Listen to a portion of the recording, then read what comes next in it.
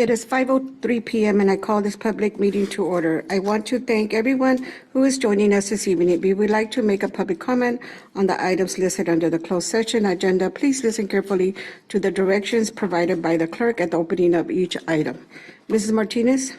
Public hearing for visitors who wish to address the board on closed session items. 15 minutes of this portion of the meeting are reserved for members of the public to address the board on closed session items. Speakers seeking to comment on other items are requested to make those comments during the public comment portion of the meeting at 6:30 p.m. Speakers are limited to 3 minutes. The school board is prohibited by law from taking action on matters discussed that are not on the agenda, and no adverse conclusion should be drawn if the board does not respond to public comment at this time.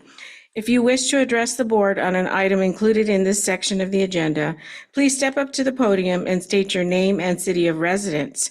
If you are joining us remotely and would like to make a public comment, click on the reactions icon located at the bottom of your screen. In the reactions window, click on the raise hand button and wait for your name to be called. We will allow speakers from the audience to address the board in the order they approach the podium or appear on our screen. President Salazar, we do not have any participants who wish to address the board at this time. Thank you, Mrs. Martinez. Seeing none, hearing none, I close the public hearing and adjourn to closed session to discuss items 1A through 1D. The board will reconvene at the conclusion of closed session.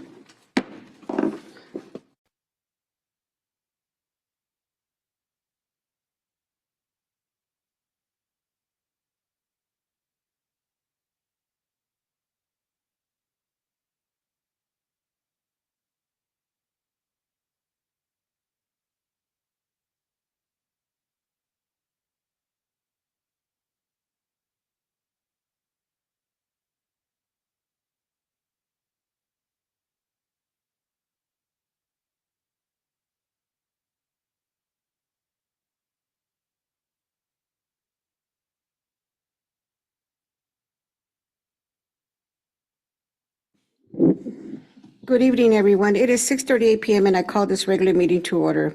Welcome to tonight's board meeting. I want to welcome the media and everyone joining us in person and via Zoom. We ask those joining us this evening to please silence any electronic devices not linked to this meeting.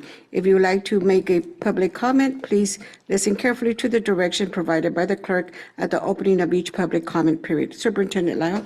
President Salazar, Clerk Mendoza, and members of the board and public, I'd like to remind us all of our vision and our mission.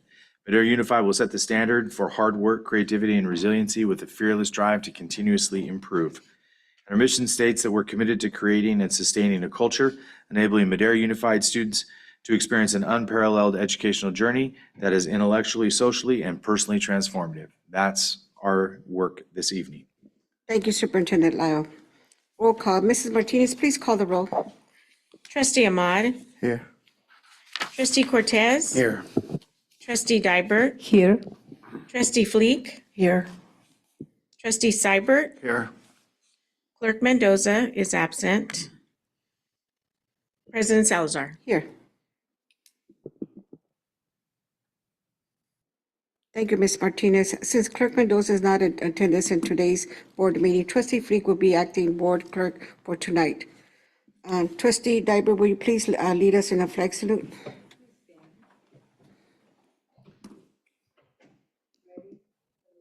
I pledge allegiance to the flag of the United States of America and to the republic for which it stands, one nation, under God, indivisible, with liberty and justice for all. Thank you, Trustee Dybert. Tonight's scheduled invocation will be provided by Pastor Fred Thurman of the New Life Assembly of Madera. I invite Pastor Thurman to the podium. Thank you. Appreciate the privilege tonight. Can we all bow our heads just for a moment? Heavenly Father, we just thank you this evening for the opportunity to assemble here.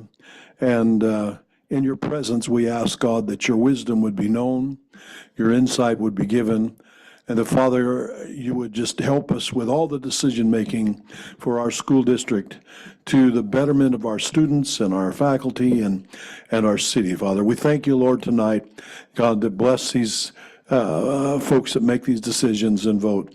And thank you, Lord, for your grace. In Jesus' name, amen. Thank you, Pastor Thurman. Item number 4, closed session reportable actions. Superintendent Lyle. We have nothing to report this evening, ma'am. Thank you, Superintendent. Adoption of the agenda, Mrs. Martinez. Action to add or delete items from any portion of the agenda or to discuss any consent agenda items must be taken prior to the adoption of the agenda, Board Bylaw 9323.2. Thank you. Superintendent Lyle, does the staff have items to add or remove from the agenda? We do not this evening. Thank you, Superintendent Lyle. Do you, okay.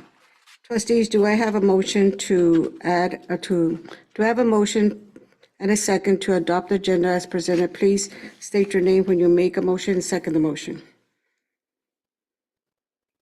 Nobody? I'll move for the motion. President Salazar? Trustee Ahmad, second. Thank you. It has been moved by President Salazar and second by Trustee Ahmad to adopt the agenda and present it. Ms. Martinez, please pull the board. Trustee Ahmad, Yes. Trustee Cortez, Yes. Trustee Dybert, Yes. Trustee Seibert, Yes. Clerk Mendoza is absent, Acting Clerk Fleek, Yes. President Salazar. Yes. President Salazar, I counted 6 ayes, 0 nays, 0 abstentions, and 1 absent. Thank you, Mrs. Martinez.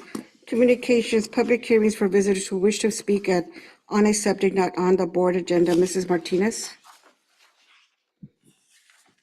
15 minutes of this portion of the meeting are reserved for members of the public to address the board on items not listed on the agenda and within the jurisdiction of the school board. Speakers are limited to 3 minutes. If the subject is an item on the agenda, the board president has the option of asking the speaker to hold a comment until that item is called. Comments on items listed as a public hearing on the agenda should be held until the hearing is open. The school board is prohibited by law from taking action on matters that are not on the agenda, and no adverse conclusion should be drawn if the school board does not respond to public comment at this time. If you wish to address the board on an item not on the board agenda, please step up to the podium and state your name and city of residence. If you are joining remotely and would like to make a public comment, click on the reactions icon located at the bottom of your screen. In the reactions window, click on the raise hand button and wait for your name to be called. Speakers will be allowed to address the board in the order they approach the podium or appear on the screen. President Salazar, we do not have any participants who wish to address the board at this time. Thank you, Ms. Martinez. Seeing or hearing no one, I close the public hearing. Consent agenda, Mrs. Martinez? Items listed under consent agenda are considered to be routine and are acted on by the Board of Trustees in one motion. There is no discussion of these items prior to the board vote unless a member of the board or staff requests specific items be considered and discussed separately and or removed from the consent agenda prior to the adoption of the agenda. It is understood that the administration recommends approval on all consent items. Each item on the consent agenda approved by the Board of Trustees shall be deemed to have been considered in full and adopted as recommended. Thank you. I now open this consent agenda for public comment. Mrs. Martinez? If you wish to address the board on an item included in the consent agenda, please step up to the podium and state your name and city of residence. If you are joining remotely and would like to make a public comment, click on the reactions icon located at the bottom of your screen. In the reactions window, click on the raise hand button and wait for your name to be called. Speakers will be allowed to address the board in the order they approach the podium or appear on our screen. President Salazar, we do not have any participants who wish to address the board at this time. Thank you, Ms. Martinez. Seeing no one come forward, I close public comments. I now entertain a motion to approve the consent agenda. State your name when you're making the motion and when you second the motion. Trustee Seibert, I move to approve. Thank you. Agenda. Do I have a second? Trustee Fleek, I'll second. Okay, Clerk, thank you. It's okay. It has been moved by trustee Seibert and second by clerk Fleek to approve the consent agenda. There are two resolutions in the consent agenda. Ms. Martinez, please pull the board for the record. Trustee Ahmad, Yes. trustee Cortez, Yes. trustee Dybert, Yes. trustee Seibert, Yes. clerk Mendoza is absent, acting clerk Fleek, Yes. President Salazar. Yes. President Salazar, I counted 6 ayes, 0 nays, 0 abstentions, and 1 absent. Thank you, Mrs. Martinez. At this time, I would like to take the opportunity to thank and acknowledge the following retirees from their service, not only to Madera Unified, but also for their service and commitment to the Madera community. Amanda Hoover, Office Technician at Child Nutrition, will retire on July 15, 2024, after 35 years of service. Nancy Belk, teacher at James Monroe, retired on June 6, 2024, which already passed. Thank you for your service on both ladies. Superintendent Lau, do you have any administrative announcements? I have 4 tonight, President Salazar. Clerk Fleet, members of the board, and public. We have, our first one is a recognition in absentia, as she is out of the country with some family concerns, but I want to mention her promotion to vice principal at Alpha Elementary School. I don't want her position to be posted and for people to imagine why that is, that she's left. She has not left, but Ms. Noemi Costillas will be with us at a future board meeting for a formal introduction. And at that time, she'll address the board and formally accept her new role. But tonight, her promotion was approved. I also want to, this evening, I want to also make sure that we bring forward, and I don't think that, I can't see if he is in the back. Good, I'm glad. I was a little worried that he might not be here. We have a gentleman who's a lifelong Maderan and a real committed Coyote who has been pursuing the opportunity to lead in Madera for the last few years and has really worked hard to prepare himself. And the journey that he's been on has been revealing as to the quality of his character and speaks to the level of reputation that he's had at Madera High School. And so tonight we're really fortunate to replace a really key role at Virginia Lee Rose with a gentleman who at Madera High School will be sorely missed, Mr. Tim Mejia. Tim, would you come on up, please?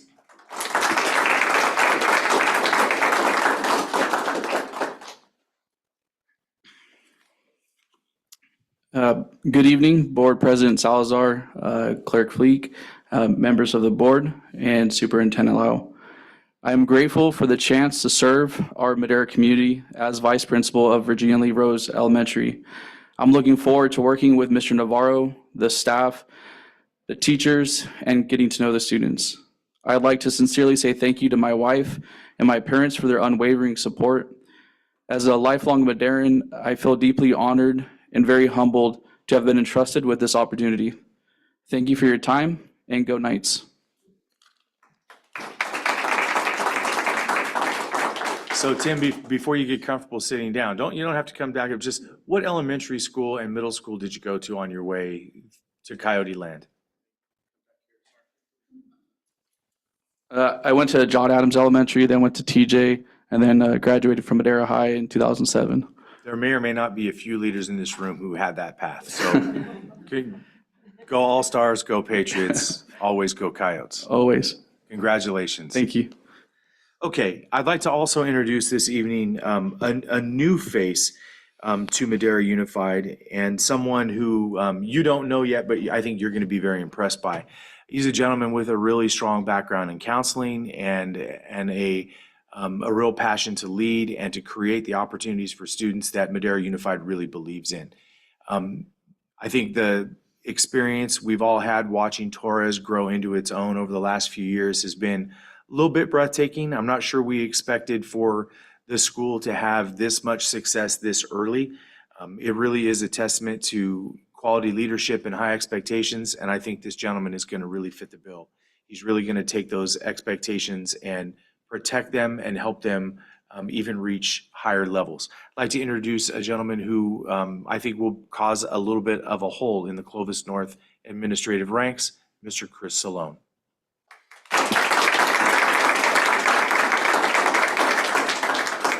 Good evening, President Salazar, Acting Clerk Fleek, Superintendent Lyles, and the rest of the board. Thank you guys for this opportunity. I'm really excited. A little more nervous now that Superintendent Lyles just said all that about me because I got to live up to that. But I'm very excited to be here and to serve the community of Madera, make sure we're doing what's best for our kids and getting them to be successful adults moving forward, and also building the capacity in our teachers and our staff. So thank you guys. Congratulations, Chris. And we always need fresh eyes looking at our counseling program and and some of our metrics on how to improve. So we're really lucky to have your experience join the ranks. So thank you for coming. And then finally, I'd like to introduce to you someone who I don't think really needs too much of introduction to many people in Madera Unified. She's only been in administration for a few years, but they have been a really strong and very dedicated few years. I was really lucky to watch her grow as she went through the clear credential process. We've had lots of discussions about how challenging leadership really is. And when you get into it, you realize it's not at all what it looked like from the outside. It's a whole different beast on the inside. But on top of that, the real challenge, I think, once you get into leadership is to find a way to be your best professional self and not lose the version of you that was the best teacher too. And I think that this lady is definitely maintained her authenticity. She came to this role knowing what great instruction looks like and being confident that she would find a way to lead it. At a school like MTech, where we need a principal that has the experience and who has the dedication and who has the innovative capacity to grow that school and continue to grow as a model for our entire district for the 21st century, I don't think we could ask for a better internal candidate. We're just very, very proud to have Jill Dirk-Illusion.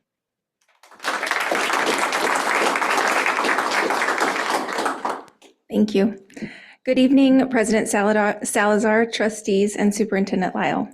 It is with immense gratitude and anticipation that I stand before you this evening as I begin a new journey as the principal of Madera Technical Exploration Center. As I embark on this new chapter, I carry with me the invaluable lessons learned and the cherished memories I made at Lavina. It is truly a school like no other. I want to express my gratitude and appreciation to the staff, students, and parents of Lavina, who I will miss dearly.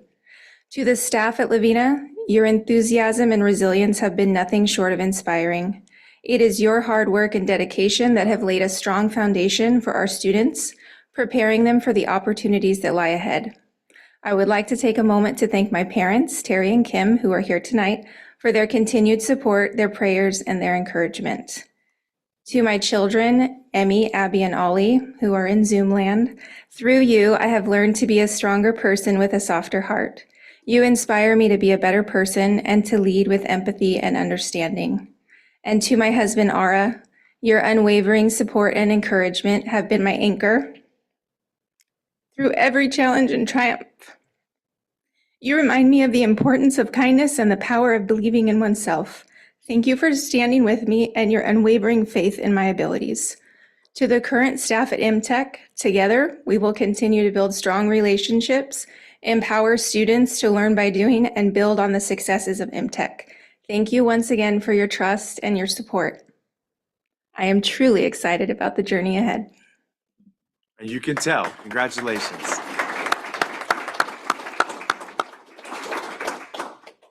So it's a good night to be a Madera Unified believer. Congratulations, everyone. Thank you. Thank you.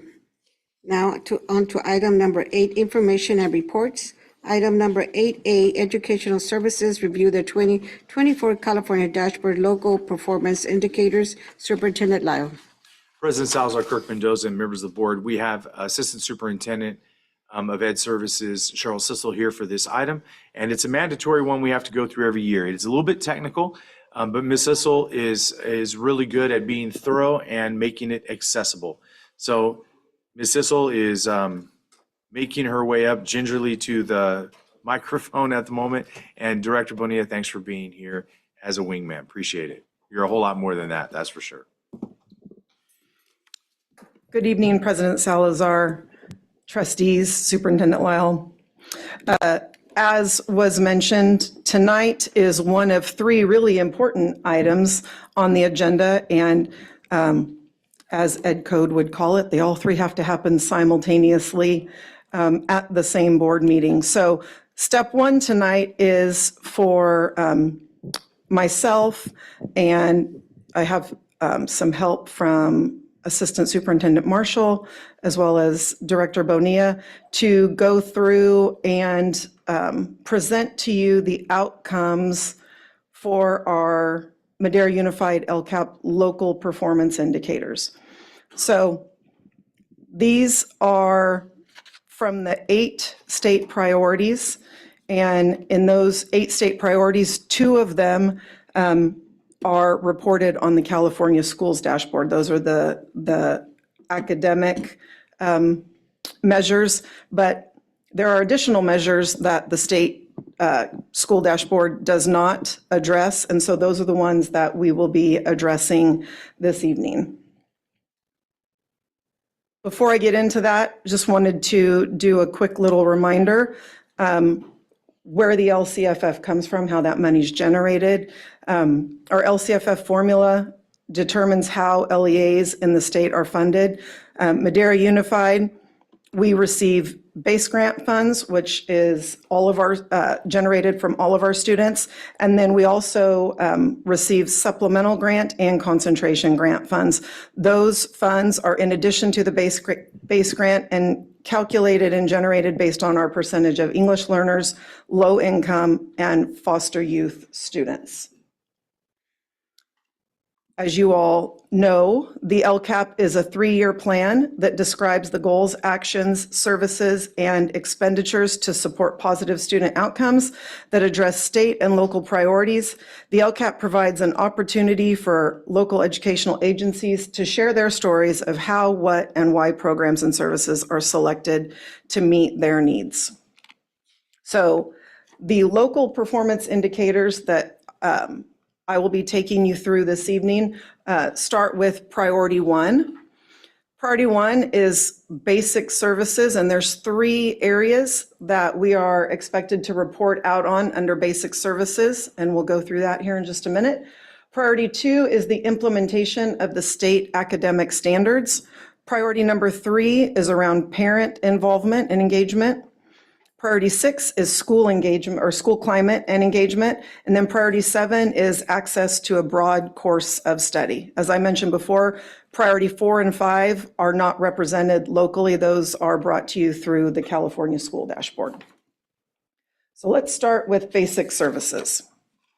So the first criteria that we have to publicly address is the teacher assignment monitoring and outcomes. And what this is looking at is it does a comparison for Madera Unified, Madera County, and the state, and it looks at our total teaching FTE, our percentage of students, our percentage of teachers who have received their clear credential, and then it also looks at a percentage of teachers that might be out of field, might be in an intern status, might be considered ineffective, also incomplete and unknown. And the reason it's looking at that, obviously, is because ideally we would like all of our teachers that are teaching in our classrooms to be fully credentialed, but that's not our current reality. As you can see here, we have 83.6% of our teachers in our school district that have met all the requirements and cleared their credential. That's above the Madera County average, but a little bit lower than statewide. When you look at out of field, we have 2.3% of our total teachers that are classified as out of field, 2.7 as intern, 5.7 as ineffective, and 5.5 as incomplete, and then 0.2% unknown. Any questions on that? Okay. Next, under basic services, is looking at the percentage of students, making sure that they have access 2 copies of standards-aligned instructional materials for use at school and at home. And then also, we have to identify if we have any instances where our facilities do not meet the good repair standard. So in both of these, we have 0% of our students who don't have access to core materials, and we have 0 schools that got a rating of facilities that did not meet good repair. So next is the implementation of state academic standards, which is under priority 2. In this section, we are asked to respond to certain questions. So question number 1 is looking at the core content areas, which is English language arts, English language development, mathematics, science standards, as well as history, social science. And the first rating we have to do, and this is a self-rating, is looking at our progress in providing professional learning for teaching to the recently adopted academic standards and/or curriculum framework identified below. So under English language arts, and I will tell you, we have not, the most recently adopted materials has been for our newcomer program, but as far as the state framework, we're operating under a state framework that was adopted many years ago.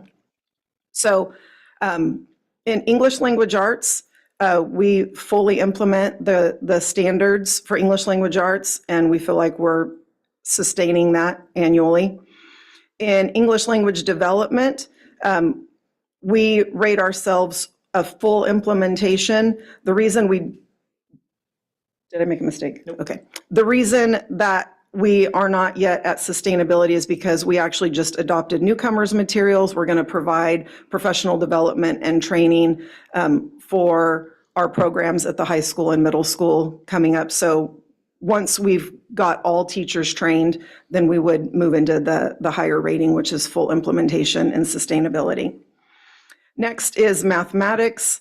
Again, we've been operating following the standards and following the California framework for a number of years.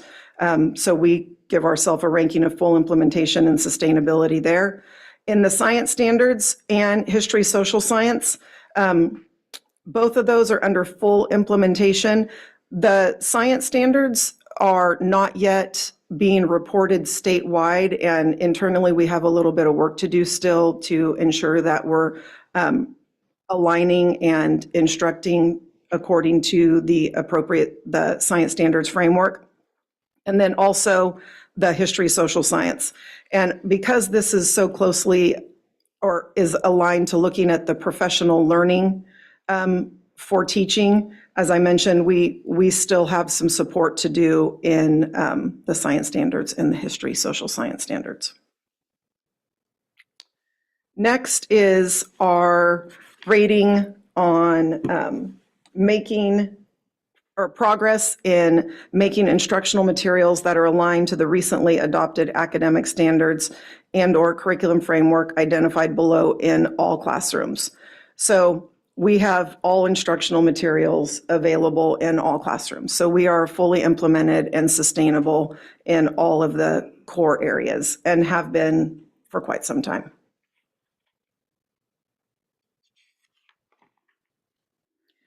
Next is looking at the progress in implementing policies or programs to support staff in identifying areas where they can improve in delivering instruction aligned to the adopted academic standards and/or curriculum framework identified below. So this is looking at making sure that we have policies or opportunities or programs to make sure that there's collaborative time, there's focused classroom walkthroughs, looking at teaching support. So you'll recognize last year we were gave ourselves a ranking of full implementation. When we went through and looked at it this year, we felt like now with full implementation of our elementary enrichment program, with full implementation of our teacher support mentor program, being fully staffed in our ed services secondary and elementary curriculum instruction with district support, we feel like we definitely now are able to not only support staff, but identify areas where they can improve and have set up systems to address the needs of our teachers and support teachers throughout the year. So we moved into the full implementation and sustainability in this area. And then the next wants us to look at the other areas. So this looks at CTE, health education content standards, physical education model content standards, visual and performing arts, and world languages. In these areas, in CTE, health education, physical education, and world language, we are fully implementing and able to sustain that. Where we are not quite there yet is with our visual and performing arts. Our director of VAPA is working on that.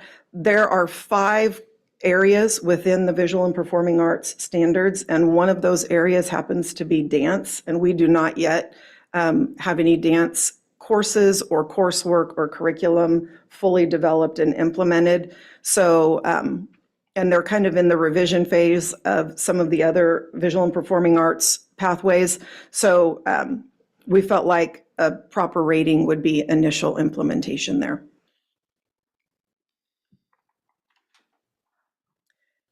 Next is looking at our success at engaging in activities with teachers and school administrators. So this is specifically looking at the professional learning needs, identifying professional learning needs, and then providing support for teachers on standards that they have not yet mastered. And we gave ourselves a rating of full implementation and sustainability. All right, before I move on to priority 3, does anybody have any questions around priority 2?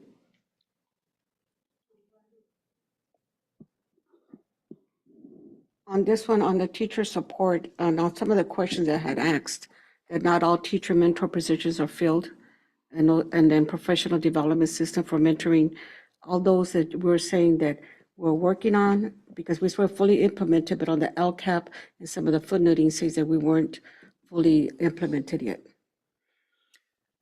So part of the LCAP is looking at the previous year. So we are fully staffed now. Okay.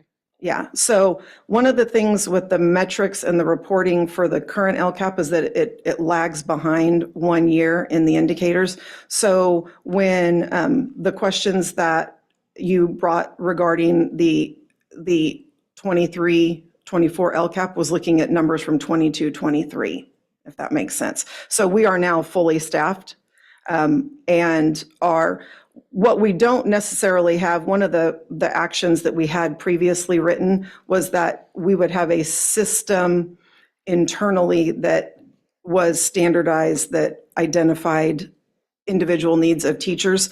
We don't have a system per se, but in elementary and secondary, we have an opportunity where teachers can communicate directly with both departments. They can request support. Principals, administrators have the ability to schedule and request support based on the needs. But we do that site-based. And then with new teachers specifically, as you know, in our Teacher Support Mentor program, we now are fully staffed there and are able to assign new teachers with a mentor teacher who goes through that process and works really closely with them to identify their needs, take them through and support them, model, mentor, do all of those things. Also, in the newcomer curriculum program, also we have that you implemented earlier this year for 7th and 8th dual language as well, the curriculum for them. Yes, we're Upcoming. Yes. Yep.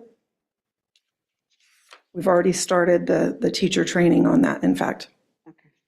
Ms. Sissel, one of the things that we discussed that I think the board should take a little bit of credit for is you have always been, in the years I've been in this role, very insistent.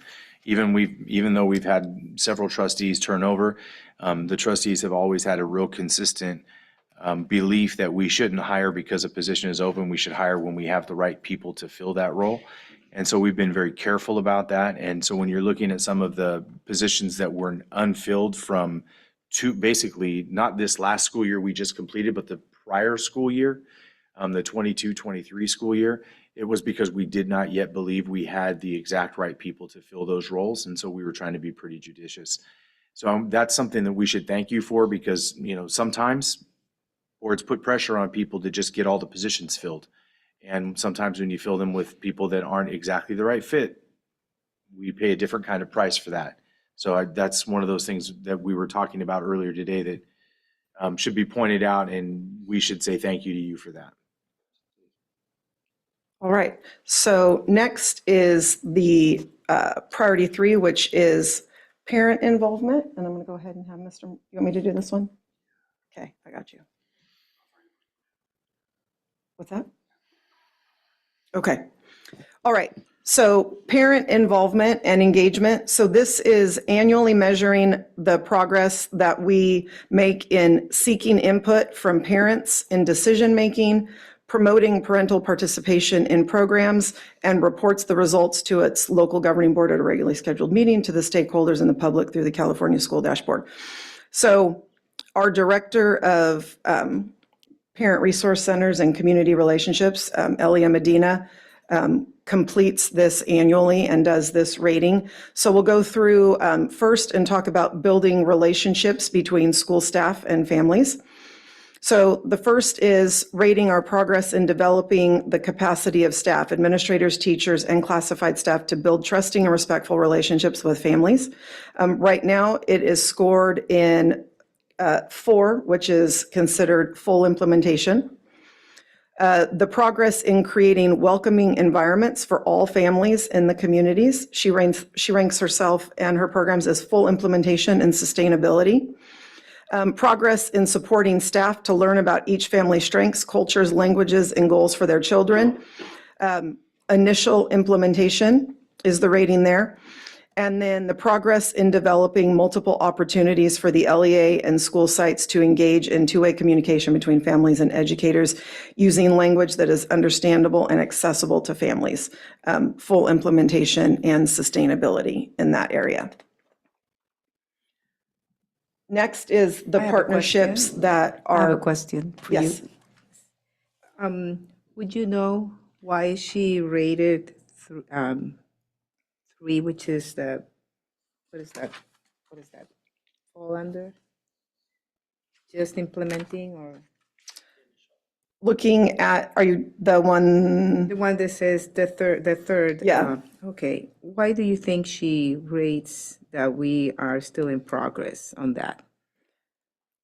My belief would be that we are making a lot of a movement towards building our schools to be welcoming and really prioritizing families and their cultures and their languages and valuing that. But that was something kind of new to schools in Madera Unified, and we really started focusing on that 2 years ago. And I would say that, though we're working on it, there's always work to do, and making sure that our families feel welcomed in every school, making sure that they're able to communicate with somebody because of, language barriers. I would say that this is addressing that there's still work to do with that. So because I think with the cultures and languages we always have support the bilingual, Spanish speaking. She addressing like to the other families that speak other languages other than Spanish, that we have not been able to reach those families? Is that? No, this is more about like if a family comes into a school, do they feel welcome when they come into a school? Do we have the appropriate staff? Do we have our schools so that families feel welcome when they come there? And right now we don't feel, she doesn't feel that we're fully at that It's capacity possible that schools. in all 29 schools, as an example, we don't have a Spanish-speaking person right accessible when they walk in. I don't know that for a fact, but that would be an example of why maybe she might have rated that a little bit lower. You want to share? I think a part of her reflection on that piece can be a lot of what we've learned through our community engagement initiative. So a lot of our past practices as far as how we've served families is more of parent involvement, where we're doing things to them. Where parent engagement, we learned the definition is doing things with them. So I think there's a slow shift in supporting our sites and our staff, the difference between defining involvement and engagement, and then what that looks like in supporting our families. So I could see some hesitation there, but I feel like that is probably an appropriate marking for that as we're slowly shifting to getting into making progress with that. Funds of knowledge of our families. Yeah, the reason why I was a little bit surprised that she rated that way, because almost every school has a bilingual staff, in the office. So I'm surprised at some school, if that's the case, that we didn't have that opportunity for parents to communicate, unless it's other languages like, Triqui or Mixteco, or that's what she's addressing to.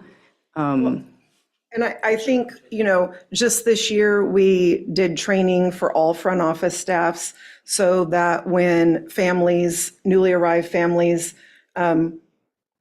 are coming to our schools, we're able to provide them community resources and help them get access to meet basic needs. But that's all more new. And so, we might have been downplaying it a little bit. Maybe we're a little closer to full implementation.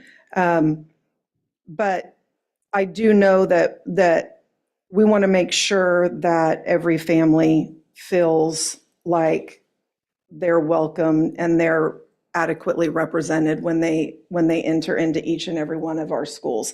And that's been work that's been led through the multilingual programs department as well, and in collaboration with Director Medina and the PRCs as well. That's been a strong collaborative effort. So maybe we could give ourselves a 4, but she rated it a 3, and I trust her rating of that we still got work to do there. Ms. Sisel, I think an example that might clarify things a little bit is having gone to Oaxaca and understood the difference between what we're doing now and what we could do has been revealing. We didn't know what we didn't know before, but now we do. And so we're trying to, just had a meeting, Director Ochoa just put us all together in a Zoom meeting with staff that just came back and the staff that were there a year ago. And we discussed a debrief about what we could do to interact in a more meaningful way with parents who are new to the country from Southern Mexico. And there was a lot of really powerful comments made by the people that have experienced this trip. It's transformative. And they all said pretty unanimously, we'll never be the same educator again. So we're actually moving the bar of our own expectations a lot higher. Had we viewed what we were doing in 2024 by the lens of 2016 and 17, we would think we're an A+. But now we know that the high expectations that we could have or have had need to go higher. So I think that's indicative of that rating as well. Yeah, I'm thinking that she's identifying the other cultures that we're not serving other than Spanish speaking, so that makes sense. So that's what I was wondering about that. And as I move into the next section, to me, there's a connection between the first one here, which is providing professional learning and support to teachers and principals to improve a school's capacity to partner with families. One of the pieces that I reflect on is we still don't have the participation from our families as well. We hear that all the time when we're in PAC and DLAC, that, we communicate, we over-communicate, we have all these resources, all these supports available, and yet there's still something that is keeping families from accessing all those resources. So I would say that when we look here and we talk about, again, initial implementation, there's still work to do in finding out how and why we have families who still maybe don't feel comfortable coming to the school or are not are not accessing the resources that are made available. And so looking at how we can improve that. So you'll see here, Director Medina still sees that there's definitely room to grow when we make that connection between teachers and site administrators to partner with families as I have well. a question as well. So you mentioned that Director Medina, doesn't see or sees herself or sees a program, and from her lens, she's assigning it a score. So is this based on parent surveys, or what is that based on? Because that sounds like it could be a little subjective. Or It's a self-assessment. self-assessment. Yep. Okay.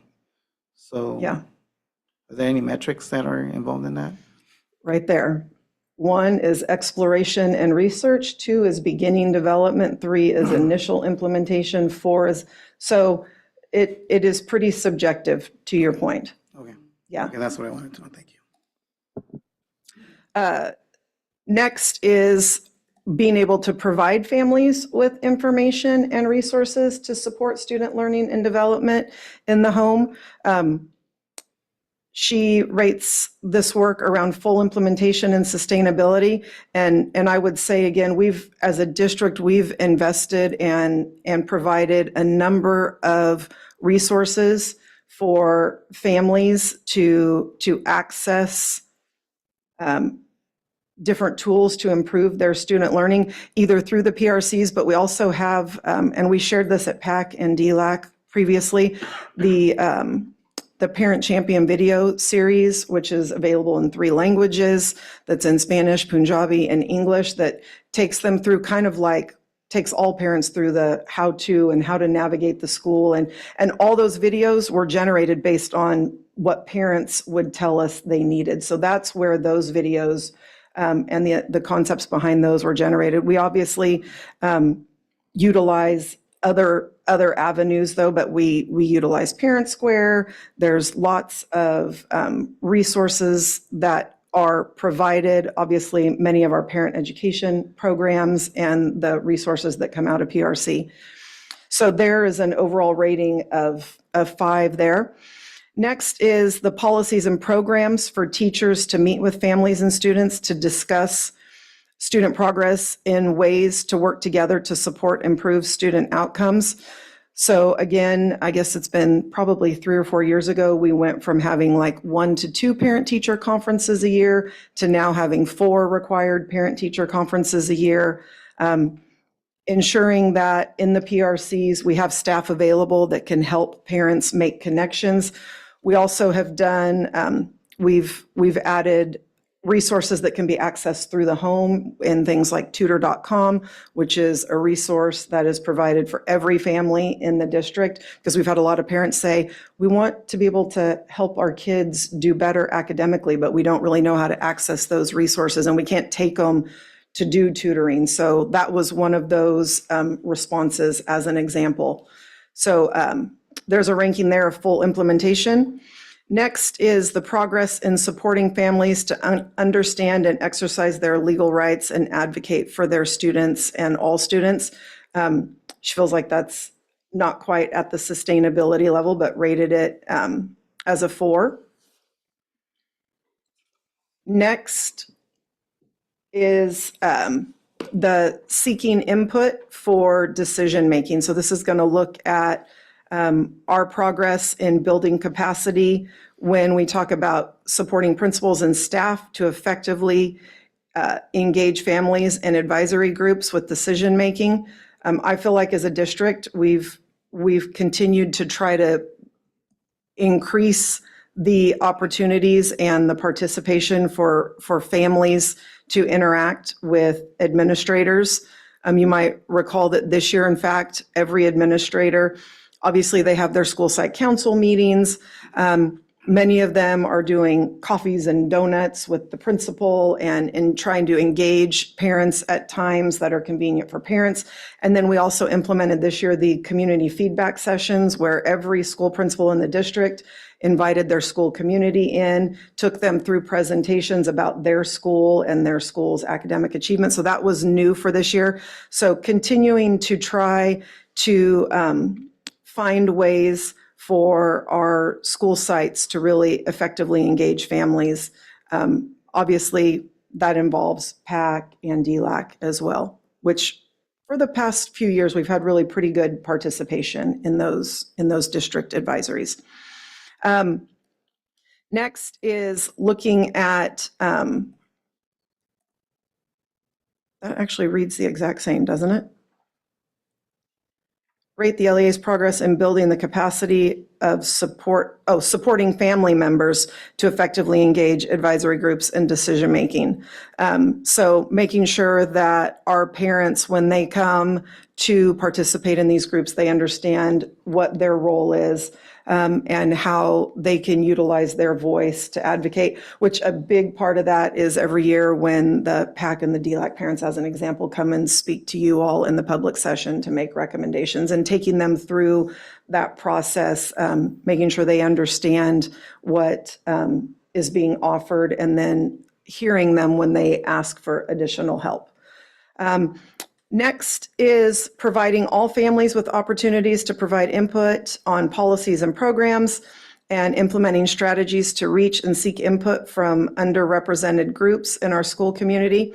Again, I personally feel like we're getting a lot more, or providing a lot more opportunities for parents and community members to provide feedback. 2 years ago, when I started in this role, like the primary way that we got LCAP feedback from parents, for example, was either through PAC, or you had to go on a Zoom meeting and then you had to fill out a survey.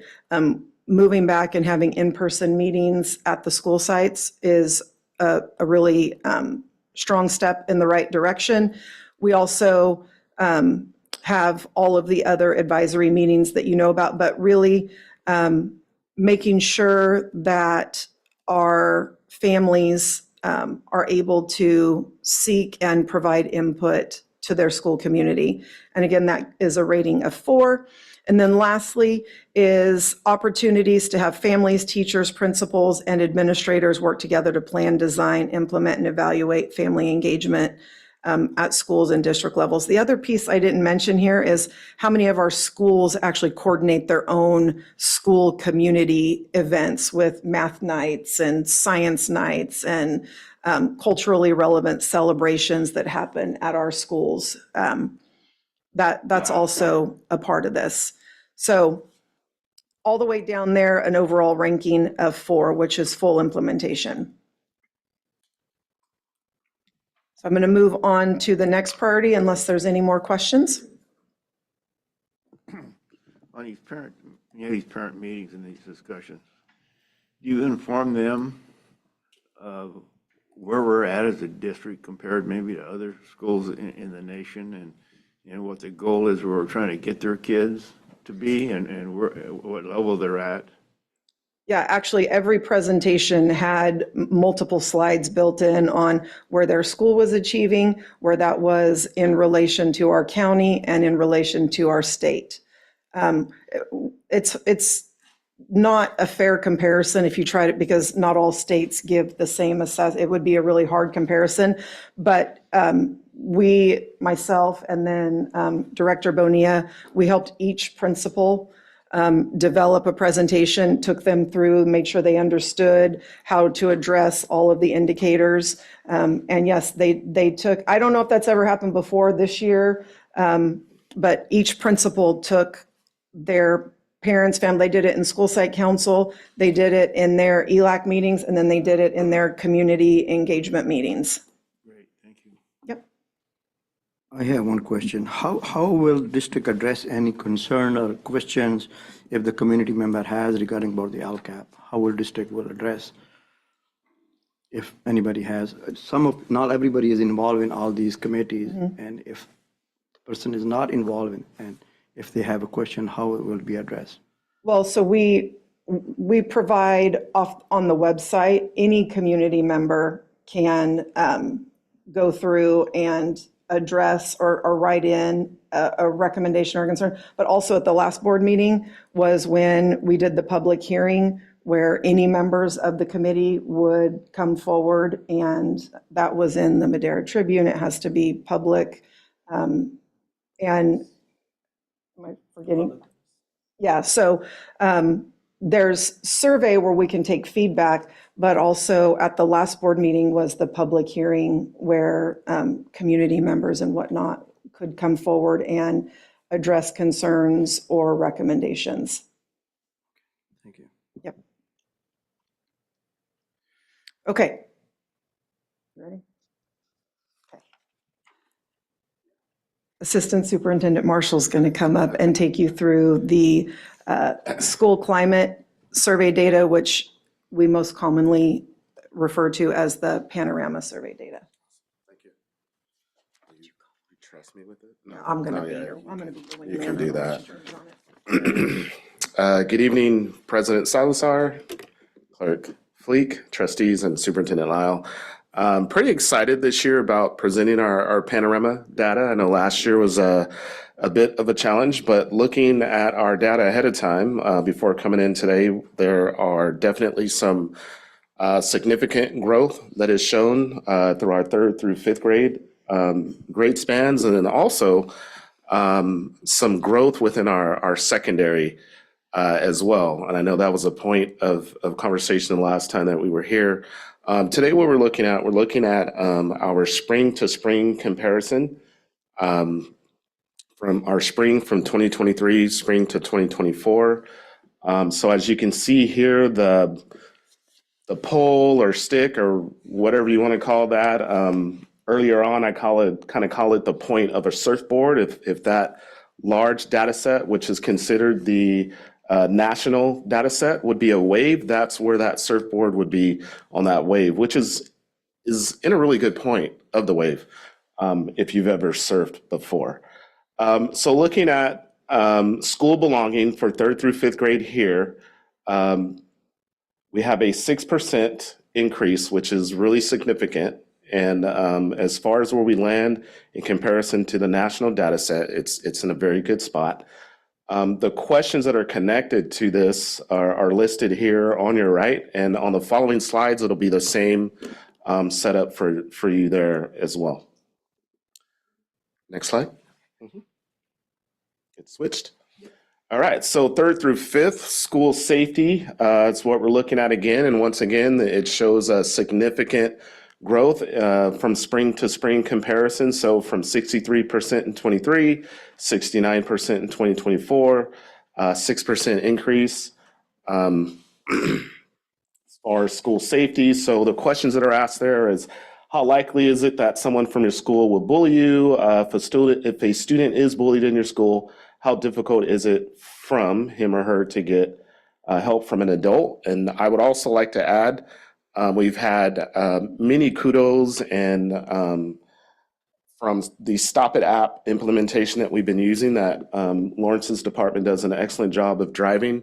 Their company has reached out to us and has asked many times, how do you guys encourage the level of participation that you have? So that department has done a great job of managing that work as well. But without that tool, it also shows here help from an adult. So students are feeling safe on campus. They feel like they have an adult to go to. Those sites or our sites are doing a really good job of providing that safe space and opportunity for our students. Next slide, please. I'm not even following my notes. That's a little dangerous. All right, looking at school climate here from 23 to 24. Once again, another significant jump of 6%. And those questions that are asked around school climate for our 3rd through 5th grade students here is how positive or negative is they use the term energy. It could be the feel of the school, the feel of the campus. As soon as you set foot on campus, in the office, in a classroom, students are feeling really good about that. So that just goes to show that our administrators and our staff are really making a huge effort in allowing for our students to feel that way. And as you can see, in comparison to the national data set, we're slightly behind the curve, but we're right there with the large group as that data continues to edge forward. Next slide. I have a question on that. Yes. So back to kind of tying into Trustee Cyber's question about letting the parents know where their, you know, their kids or the school or the district ranks nationally, and that not being a fair assessment. So this is unlike that assessment, the academic achievement assessment, because this one is, because this is national there. So just to clarify, this is a more fair assessment to compare at a national level, because it's more similar to other states? Yes. Okay. Yeah. That's it, just to clarify. These are the same questions asked by the same company to districts all across the nation. Great question. Thank you. Still looking at 3rd through 5th, school engagement. So once again, and across the board for our 3rd through 5th grade span, it's really encouraging to see this data. 6% increase here, which is really significant. It's considered significant. We're looking at this data set. So from spring of 2023, 55% to spring of 2024, 61%. And once again, the questions that are asked around school engagement. In your classes, how excited are you to participate? When you're not in school, how often do you talk about ideas from your classes? That's just to list a few of those questions. I have a question. So when are these questions, how are they given, during class time, or when do the kids? Yeah, so there is a blocked out window of time during the fall and spring where the window is open for staff to encourage their students to participate and take the survey. So it's typically the same time every year. So it's in their own classroom, Yes. they're there, and so do we know, let me see, do we know the percentage here is compared to the schools? Okay, never mind, I got it. You're good? All right, thank you. Next slide. All right, so now we're entering the world of secondary. We always know that's a different world, but that world is also showing some progress. Not quite within a larger end of the swell of the national data here, but definitely making some progress. Isn't significant, but it is progress. So school belonging for our 6th through 12th grade students from spring of 23 to spring of 24. 3% increase, which is a really good increase. Questions that are asked here are very similar to the questions that are asked in our 3rd through 5th. How well do people at your school understand you as a person? How much support do the adults at your school give you? So on and so forth. So it's definitely encouraging to see this increase, and we're working towards getting to the top of that part of the swell. Next slide. School safety. This one, it has a 1% increase from spring of 23 to spring of 24. I'm really interested to see what this is going to look like our next time around with the implementation of our Evolve system that's being placed here on our secondary campuses. But aside from that, other questions that come up that students respond to are: how often are people disrespectful to others at your school? How likely is it that someone from your school will bully you online? And so on and so forth. So we are showing a 1% increase here, and we're falling right in with a large group of students in that data set there. So it's not as bad as it sounds, probably. All right, next slide. All right, school climate. And it's also, once again, good to see that our secondary students are excited about feeling safe on campus. So that energy, that school climate feels positive to them. From 23, have a 39% to 2024, 42%, which shows that 3% increase for us there. On the back end of that swell, but slowly edging our way into the larger group on this topic. And next slide. School engagement for our secondary students has increased by 3% in comparison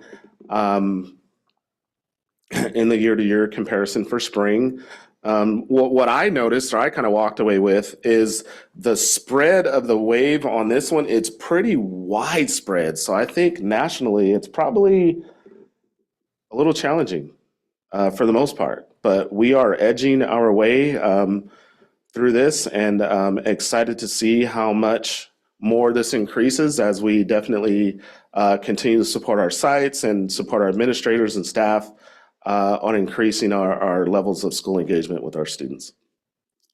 Next slide. All right. Any? Just a quick comment on this, if I could, Mr. Marshall. Like, we're putting a lot of energy and effort into creating more positive climate on our campus.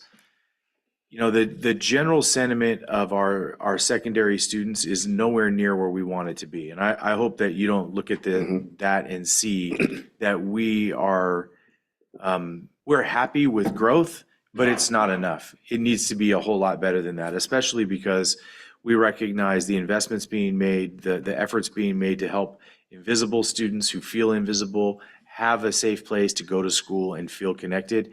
Those efforts are real. We hear them in our student voice meetings. There's a little cognitive dissonance for me as I look at this, and I want to understand it better. And I'm gonna be digging into this with Mr. Marshall and Mr. Rodriguez when he returns. And we're going to be talking about this with our secondary administrators. We hear in our student voice meetings, and we've had a few trustees that are here present tonight be in those meetings. These results don't match those student voice meetings. And those student voice meetings are brought together randomly. Those are not just the kids who are always excited, who are always trying out for the teams and leading the student governments. It's a pretty random sampling of students. And what we hear at Madera High and at Madera South and at Torres is a lot of recognition, which is very rare. And this is why I feel like there's some dissonance here. There's a lot of recognition from those students in those moments that they know their teachers are building better relationships with them as the year goes on, that they are trying to, they feel it, they acknowledge it, they see them waiting for them at the door, they see them greeting them every day when they come in. They continue to tell us that, you know, between 3 and 5 of their 6 teachers know them and would help them if they needed it, and that they trust them. And that's what we hear in these small sample selections. But if you're not in a space where people are feeling positive and you're just answering from your adolescent, you know, angsty point of view, most adolescents don't think the world's working for them. And so they are going to respond similar to this. We need to be more conscientious and more thoughtful about how we're attacking these questions so that our students recognize and have this clarity about what we're trying to do and why we're trying to do it and how they fit in. If we don't call it out explicitly and you're just a regular angsty teenager, you don't see it, you don't feel it until somebody calls your attention to it and you notice it. And I think those student voice team meetings are really important because our student trustees ask the students very pointed questions, then give them some examples, provide a little context. When they think about it together and they all talk together, they share with us these really great revelations about what's actually happening on their campus. When we ask these questions cold, we're not getting that. So there's a disconnect somewhere and we need to understand it. And maybe I'm painting a rosy picture. Those trustees who are there, the kids don't tell us everything's wonderful, but they don't tell us this. And so there's something that we need to understand. Can you break this down by pyramids and from middle school and high school? Yes is the answer. That's exactly my question, because the culture per high school also is, is different. They're like Madera South, the kids were very positive. You go to Madera High student voice meetings, they complain a little more of the things that they have, bathrooms or whatever. And I haven't gone to Torres High School student voice meetings. So, and also the same thing for middle school or 7th and 8th graders at Howard or at TJ, that probably is different. So it would be interesting to see the culture at each school, how they will answer. I'm not sure if that can be, shared. And also a good point that you made, the student board members, they formulate questions and the kids answer candidly. But I'm wondering if some of these questions could also be integrated just as a smaller setting at each of the schools. Maybe So the really- student board members can use and see the kind of response we get. I like that because idea. I like, they're so candid, they're so good, and they're truthful, and we do take notes of that. I think the trustees that were there, and Superintendent Lyle, so it's very important to hear their voice. I think for me, is so good if we also hear them separately from each group and see what their needs are and what they think of their school and what they think they need help in. So, thank you. Ms. Soto, that's something we can work on. I think that's a good idea. Yeah, this part, 6 through 12 is kind of confusing because all we've done with CET classes and sports and everything that's going on, it just doesn't correlate. I mean, The ones, to it doesn't me, make sense to me. unfortunately, the ones that are in these groups are not the students that are responding to the survey that's low. Those students are not involved. They're not. And it's why they're not being engaged. It's the disconnect those students have. Because these are the ones in the certain groups, we're going to always get positive, and we're going to get the restrooms and all that. That's always been a problem with any high school, with restrooms and stuff like that. But I think the disconnect are a large part of our, not a large, but the part of the students are answering these surveys. And we need to connect with those students, why there's a disconnect, why they still feel a disconnect. That's what we're not reaching. These students are, that's what I'm saying, we should be surveying, but not the same students that are in the clubs and like that, like I said about scholarships and all that. Those are the students, the ones that are missing out are the ones that are not engaged. And what are we still missing with them? Yeah, every student takes it, yeah. But the ones that are more positive are going to be the ones in clubs, in stuff, in these different groups that she's suggesting. It has to be the students that we're still disconnecting with. And what is it that we're still missing?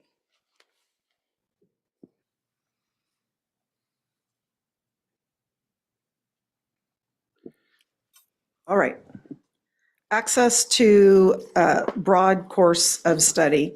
So in this section, we're looking at essentially the access that our students have. And primarily, we're looking at grades 7 through 12 here. So in 22-23, we had 488 students. Oh, no, so then I'll give you the correct number because Director McKenna just shared with me today that we are at like 562 students that completed a CTE pathway, which is the highest number that we've had since implementing the requirements that you have to complete 3 or more years in one continuous pathway. We had 914 students receive college credit through completion of dual enrollment coursework with Madera Community College. That's one of the numbers that I'm most impressed with.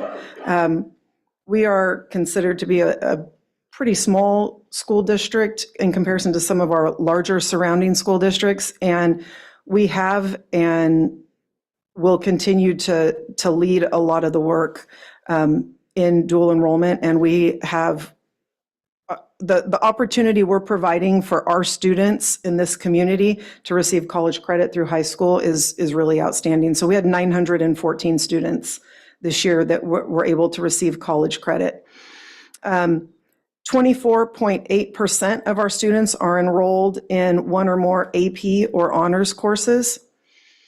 47.3% of 8th grade students are able to be enrolled in MTech. So we're able to get almost half of our 8th graders have the opportunity to enroll in MTech.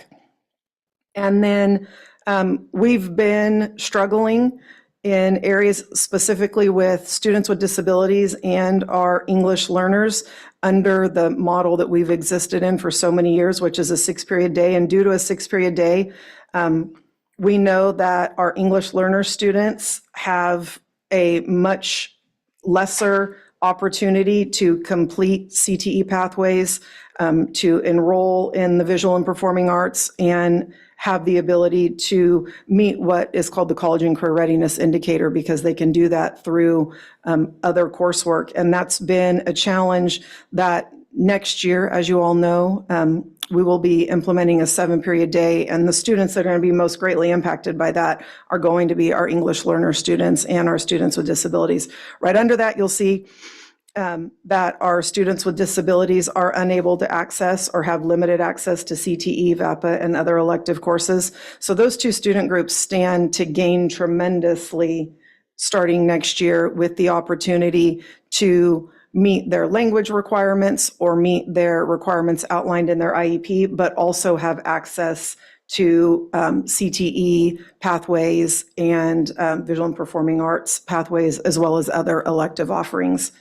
And then we also now will be offering or providing an opportunity for our students who might be experiencing challenges making up credits, because they would either have to do that in a 0-period setting, which means coming to school at 6:55 in the morning or 7 o'clock in the morning, or having to stay after school. We're now going to be able to build those opportunities also into a 7-period day. So that should in turn improve our graduation rate and allow students to get back on track for graduation, hopefully more readily, because we've really struggled to get students to attend our credit recovery options for 0 and 7th period. And as you know, it's also a challenge for a number of our students and families to attend summer school. So now building it into the school day will increase the credit recovery percentage for our students. And once they've recovered credits, they'll have more access to other courses as well. So that concludes the presentation on the local indicators. I thought we had a higher percentage of students attending MadTech. 47%. Of how many It's not even total? half. I'm sorry. Yeah, I mean, because we enroll about, I don't even remember the numbers. I think it's about 70 per lab, and there's 6 labs. So you're getting like maybe 400 to 420 kids in the AM and PM session. That's been, I mean, that's pretty full. They're not leaving seats empty. That is what we can. They're at capacity. Yes. Oh yeah, there's definitely at capacity there, for sure.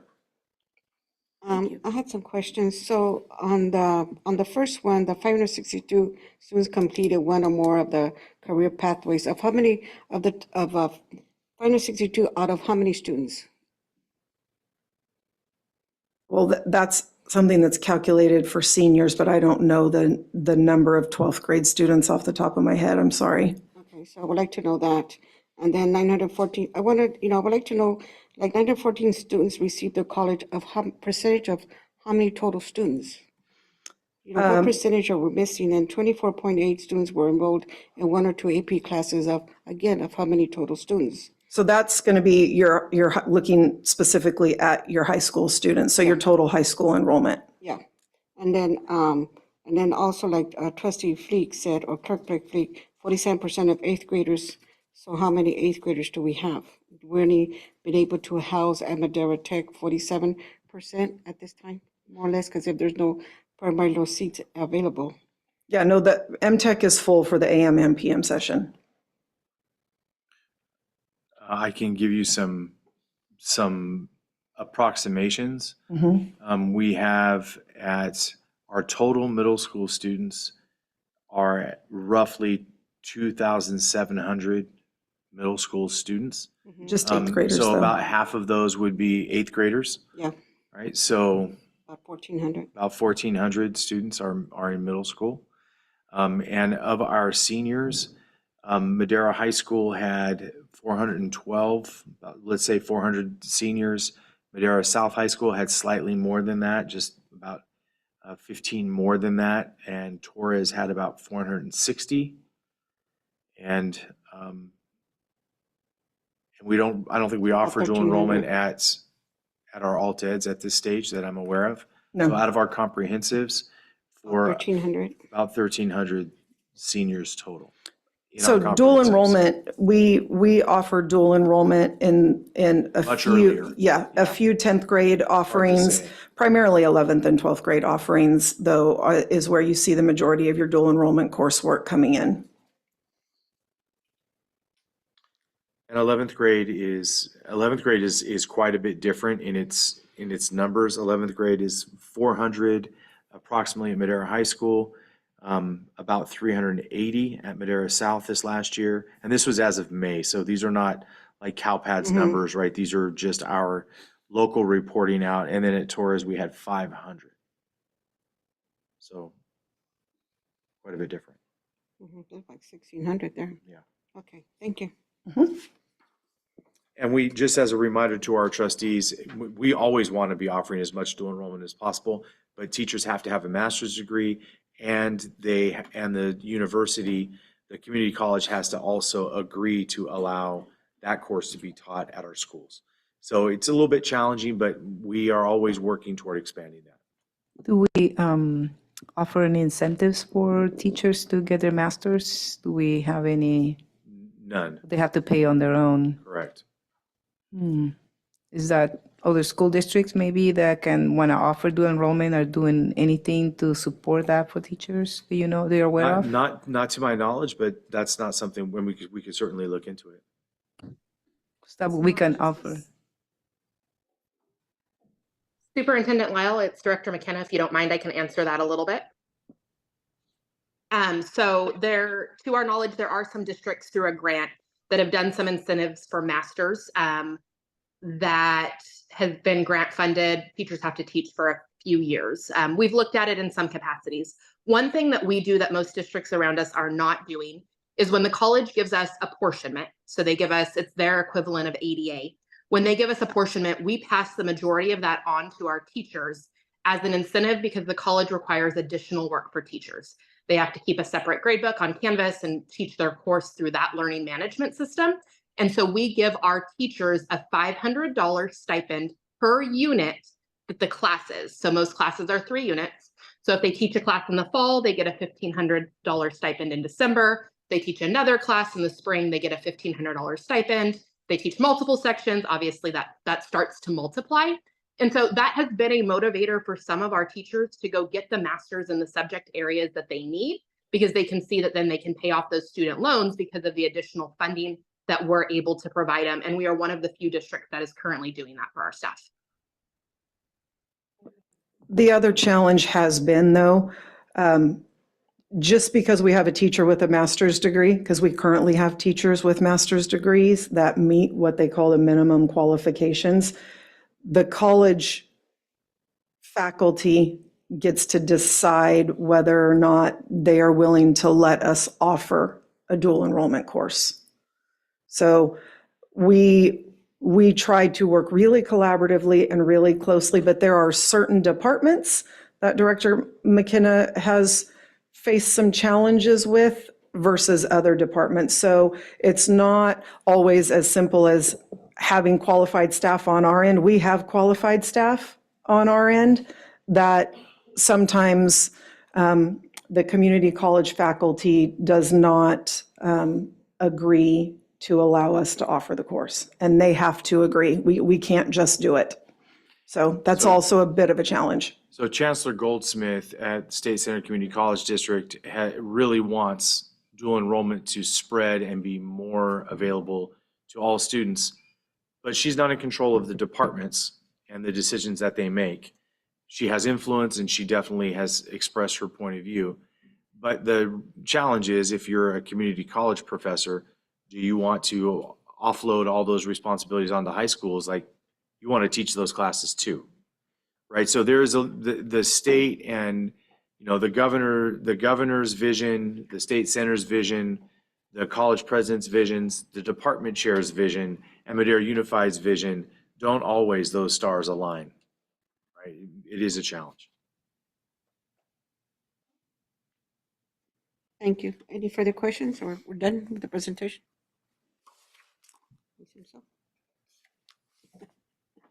Thank you. Thank you, Ms. Sisson. Thank you. Sorry. Thank you. Ms. Sissel. Item number 8B, union time. At this time, I invite the presidents of the unions to address the board. Any union presidents? Mrs. Martinez?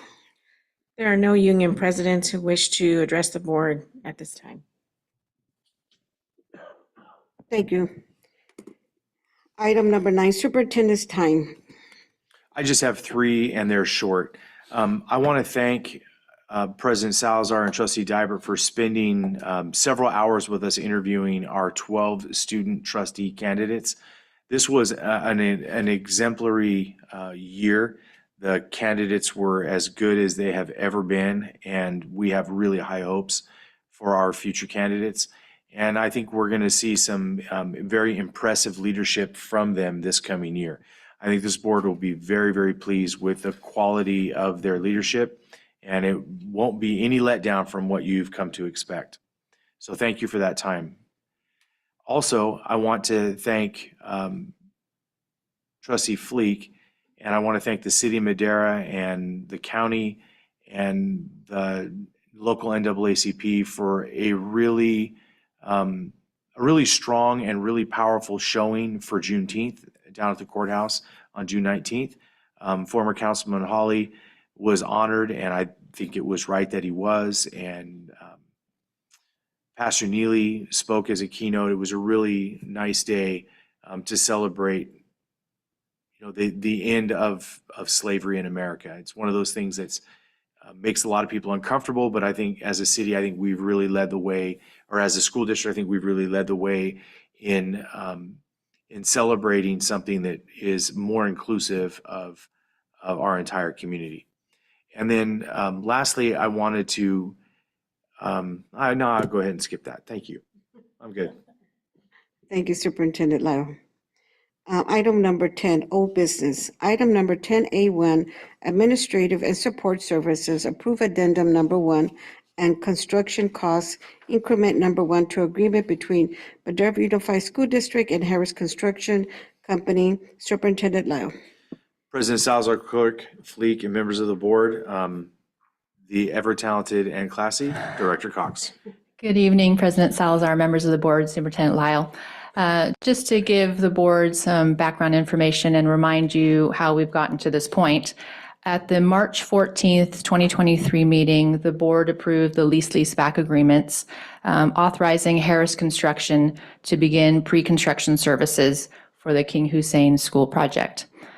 Since that time, quite a bit has occurred to get us to this point tonight, and so I'll just kind of run through a couple of those items.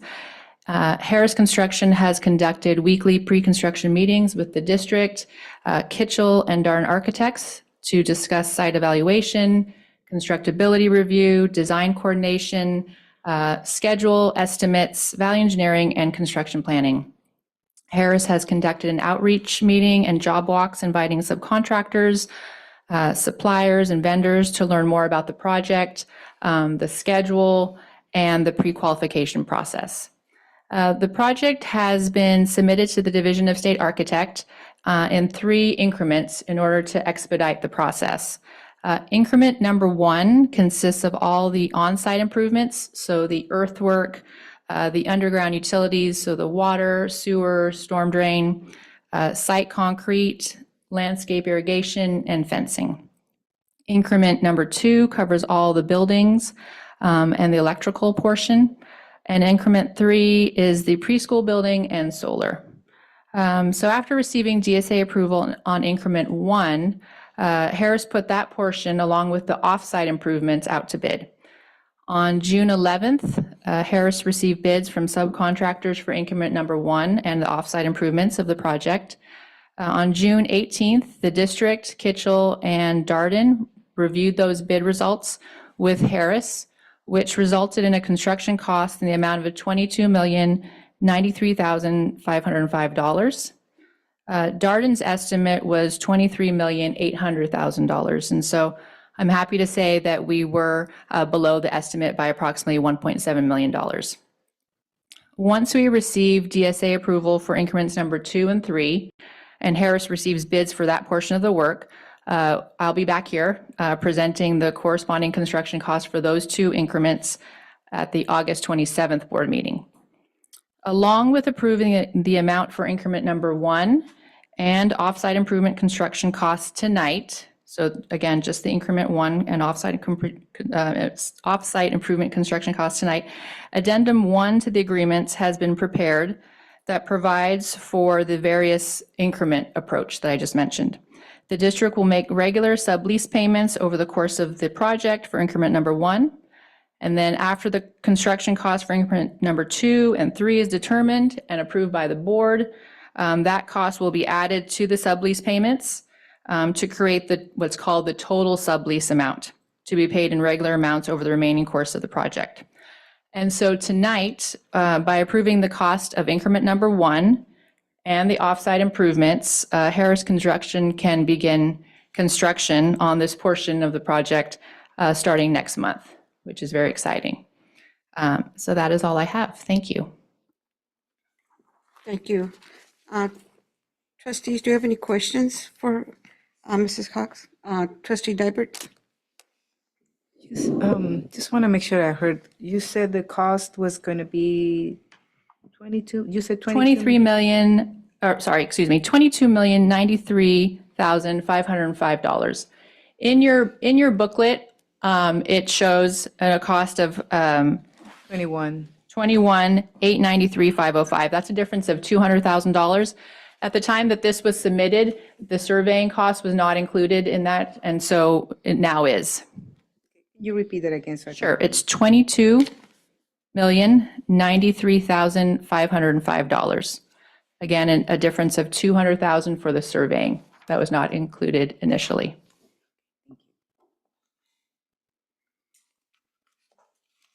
Trustee Cortez, do you have any questions for Director Cox? No, I do not. Trustee Ahmad? No. Trustee Seibert, do you have any questions? Yeah. Does it include the roads? It includes the off-site improvements, yes. So your roads, we have to pay for a stoplight? Yes, we do. The stop. In the future construction in that area, are they going to share that cost with us? We will be putting in reimbursement agreements with the city, yes. Clerk Fleet, do you have any questions? No questions, thank you. I have no questions, thank you.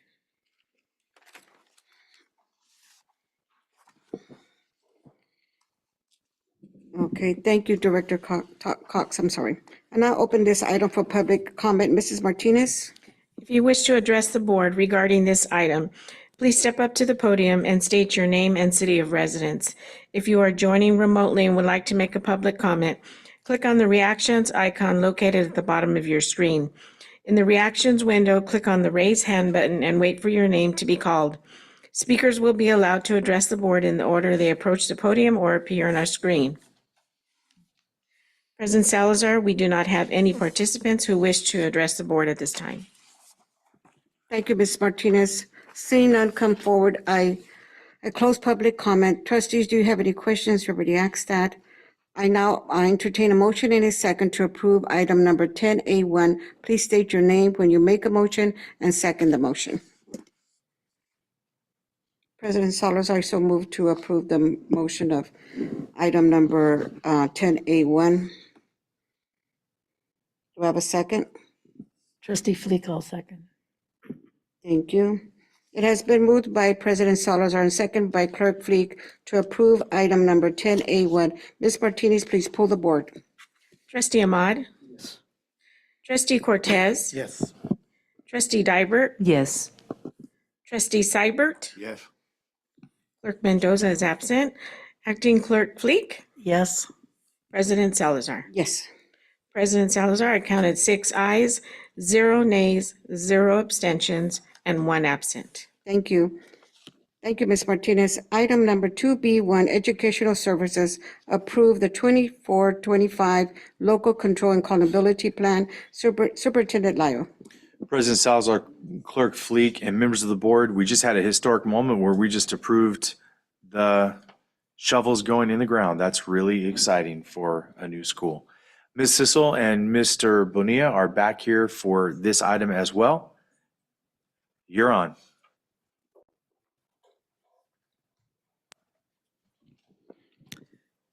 Good evening, President Salazar, trustees, Superintendent Lyle. tonight, this is phase 2 of the 3-phase approvals that need to happen tonight. So I will be taking you through some slight revisions and updates since we met a couple weeks ago. So first thing I want to make sure that everybody has is the newest, hot off the presses version of the LCAP. Should have been for you there tonight at the dais.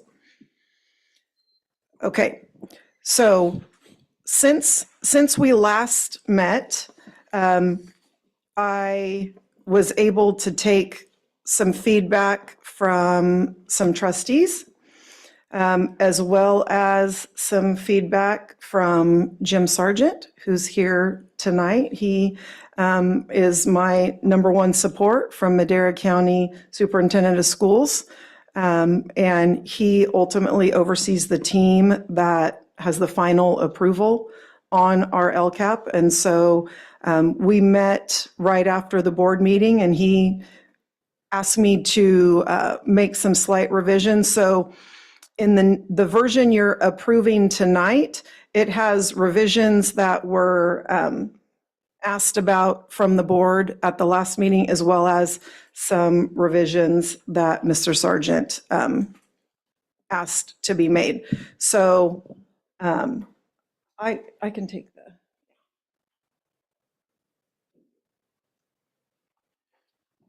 So I tried to make it as easy as possible to follow along here, but if you want to start on page 9,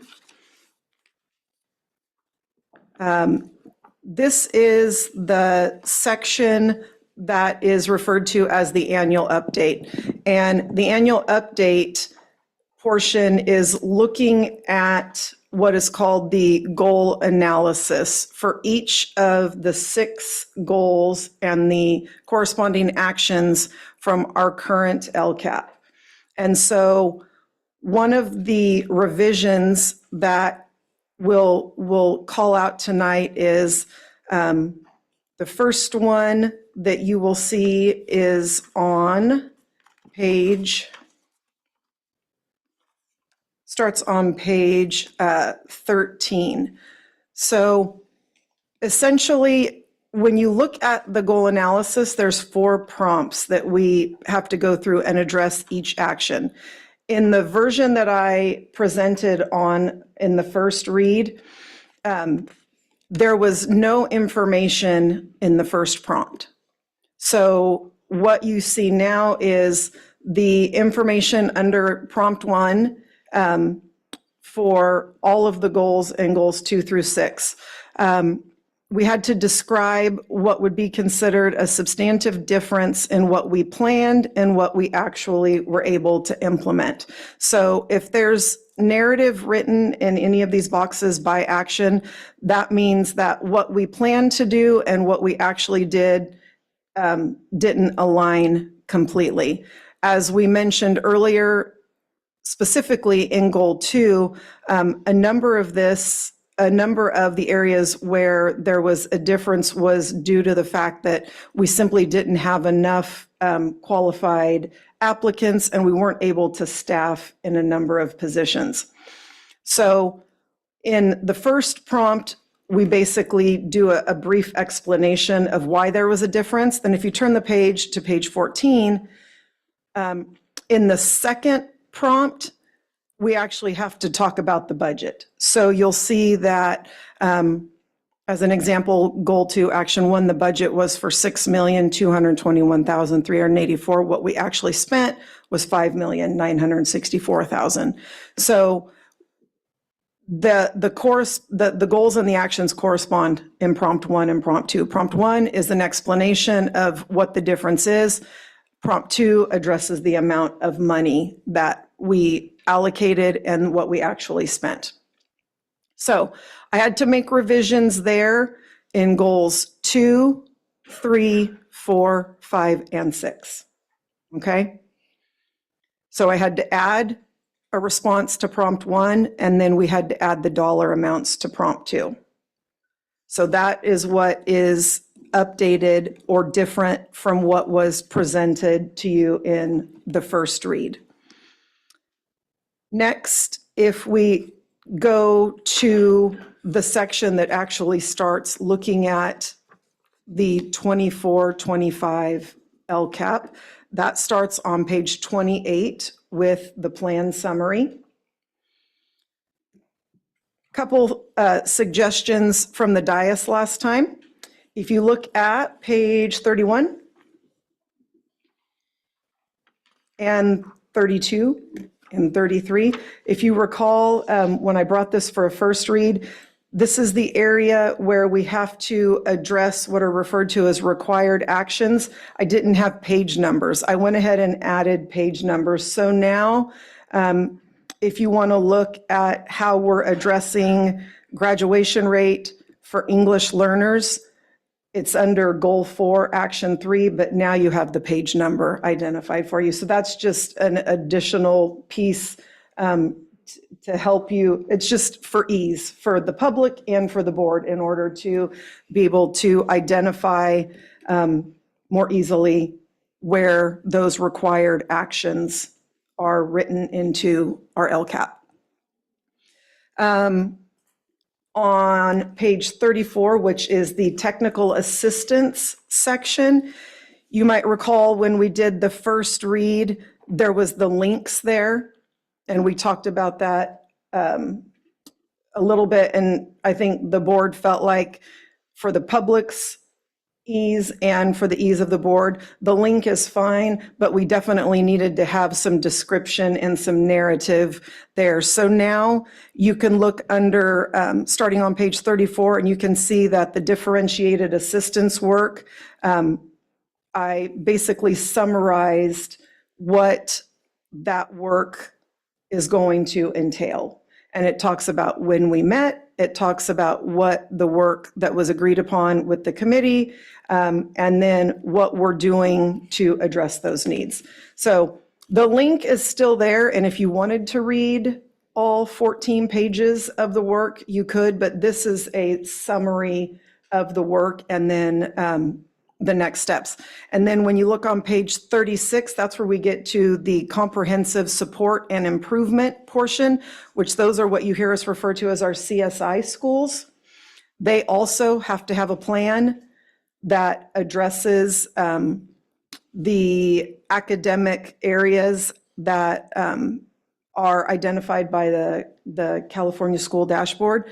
And again, originally, there wasn't any narrative, it was just the links. Now you'll see, and unfortunately, it added some pages to the LCAP, which is already a pretty big document. But I went ahead and did the best that I could to summarize the work that would be happening at Furman, at King Middle School, and at Ripperton Community Day School. Those are our 3 CSI schools. So that information in the form of a somewhat brief summary is there. And again, the links are also still present. So if you access the electronic copy, you can go in and read the full plan. Page 39. So this was the engaging educational partners. So if you look on 39, we had some discussion around the student voice, and trustees had some recommendations for how we should basically summarize some of the feedback. So what I've done here is I did add the questions, so you can see the questions that students were asked. They were asked 5 questions. And then I took all of the feedback from all of the high schools, and I summarized that into the top 5 priorities, which are listed starting at the bottom of 39, okay? But if you still are interested in seeing the themes by school, you can turn to page 40 and you'll see the specific themes for Madera High School, Madera South, Torres, Furman, and Ripperton. So I'm hoping that that met the sort of the ask for summarizing the themes overall And then it still also addresses each individual school's overall feedback as well. If we look at page 42, one of the components here for feedback is that our equity multiplier schools also have to have a committee where they bring together partners and serve as basically an advisory. I went in and added on here the same thing. I added the page number. So if, as an example, on bottom of page 42, where it says Easton Arcola Elementary, it tells you, has a link to the full plan, but it shares with you who the principal is. It tells you how much funds they're allocated. It tells you that their full plan is written and identified in LCAP Goal 6, which is on page 90. So again, if you wanted to go directly to the plan, you can flip to page 90 now, and you would be able to find Furman's plan as an equity multiplier school, and that's the same for on the next page for Furman, Mount Vista, and Ripperton. So I added those page numbers just for the ease of the public and for the board being able to find that information more easily.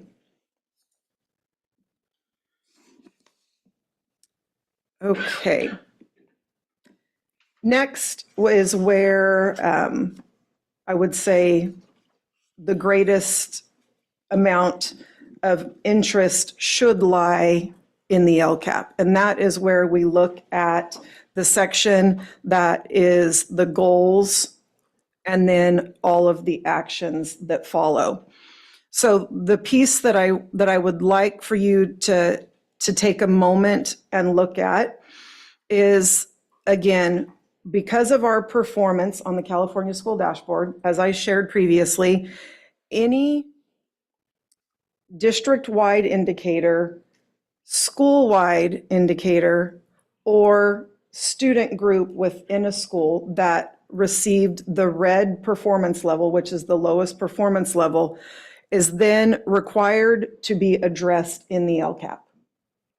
And so our first required action is Goal 1, Action 2, which is found on page 48. When I did this initially, the description did not specifically call out, in many cases, the schools or the student groups right off the bat. And so if you can imagine, there's going to be groups that are going to read this and are going to want to know, they're going to know that on the dashboard that our English learner students maybe didn't meet the expected progress on the English learner progress indicator, as an example.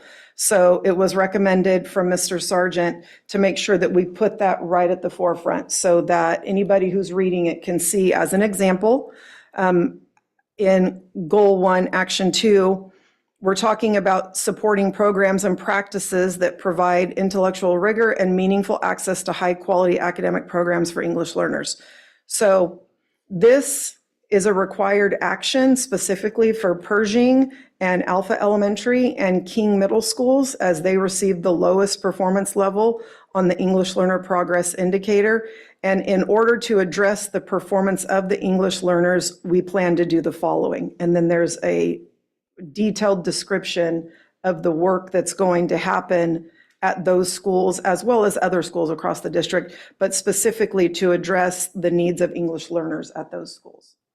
So on each of the 7 required actions that are listed here for you in the page numbers, the description has a little more detail specifically to how we're going to address either the student groups or the student groups as within a school or even district-wide. I added more narrative and hopefully more clarity on who we would be addressing in those particular actions. And then lastly, if you turn to page 89,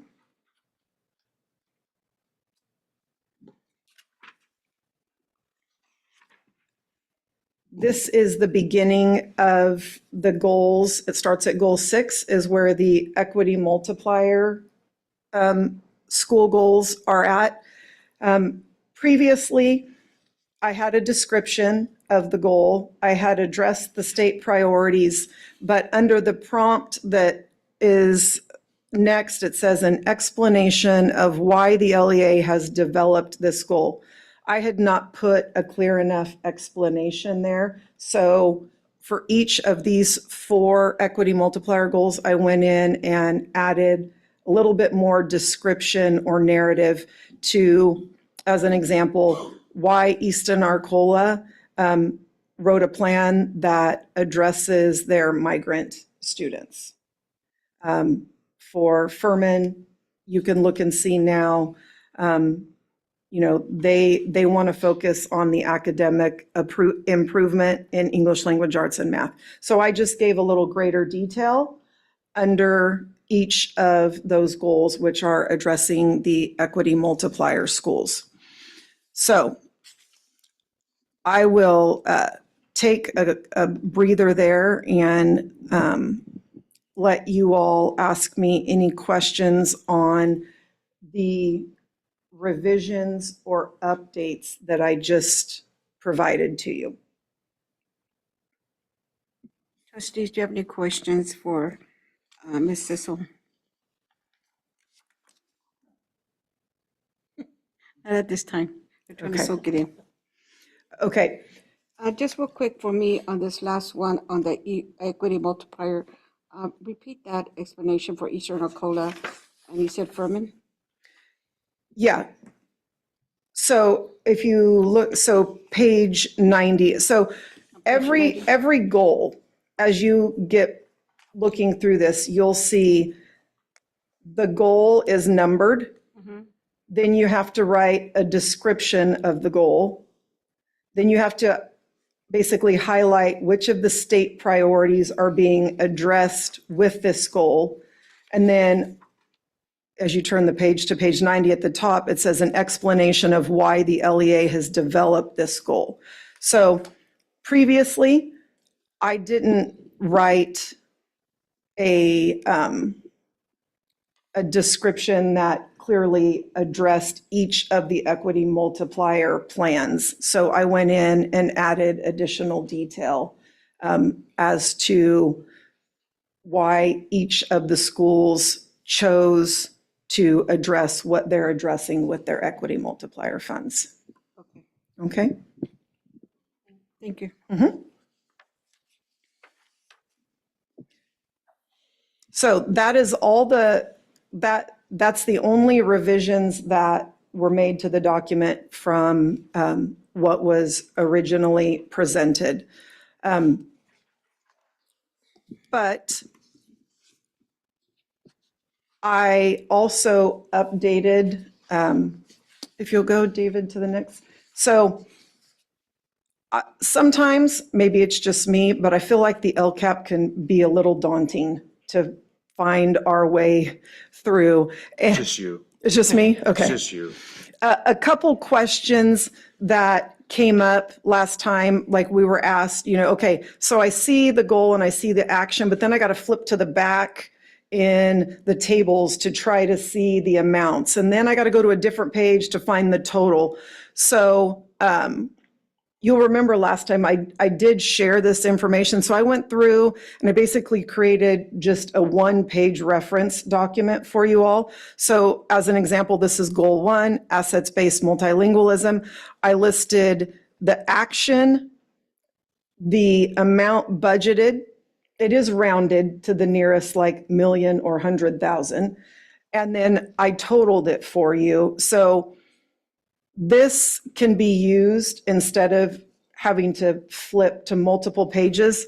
However, the day after, prior to meeting with Trustee Ahmad and Trustee Dybert, CFO Garcia came and she's like, Cheryl, you had some wrong numbers. So somehow when I put the information, I either transposed numbers. So these are all the correct amounts and totals, and I checked, double checked, and triple checked to make sure that they do align to the totals that are in the tables. But now you have it on one page so that you can quickly look and say, okay, I want to know how much, we're spending on early childhood ed programs. And you can look here and say, okay, $4.4 million is budgeted there. So hopefully this information that is here for you. And again, you might recall, we will produce an executive summary and we'll do that, but we don't do that until it's officially approved. And this will be part of that because it's just a little easier to navigate than trying to navigate the 170 page document. So hopefully that's helpful, but I wanted to call out that the one that I presented to you had some incorrect numbers on it, but this, I checked it, CFO Garcia checked it, and my administrative assistant checked it, so it should all have the correct action with the correct budgeted amount with the correct totals. What's that? Until the budget is changed, yes. So tonight we're asking for approval of this. From here, it'll get to officially to Mr. Sargent tomorrow morning, and then his team will take some time and look at it and then bring us back any additional revisions or changes that might need to be made. And then if there's anything substantial, we'll bring it back to you. And that's what's left of the process. Thank you.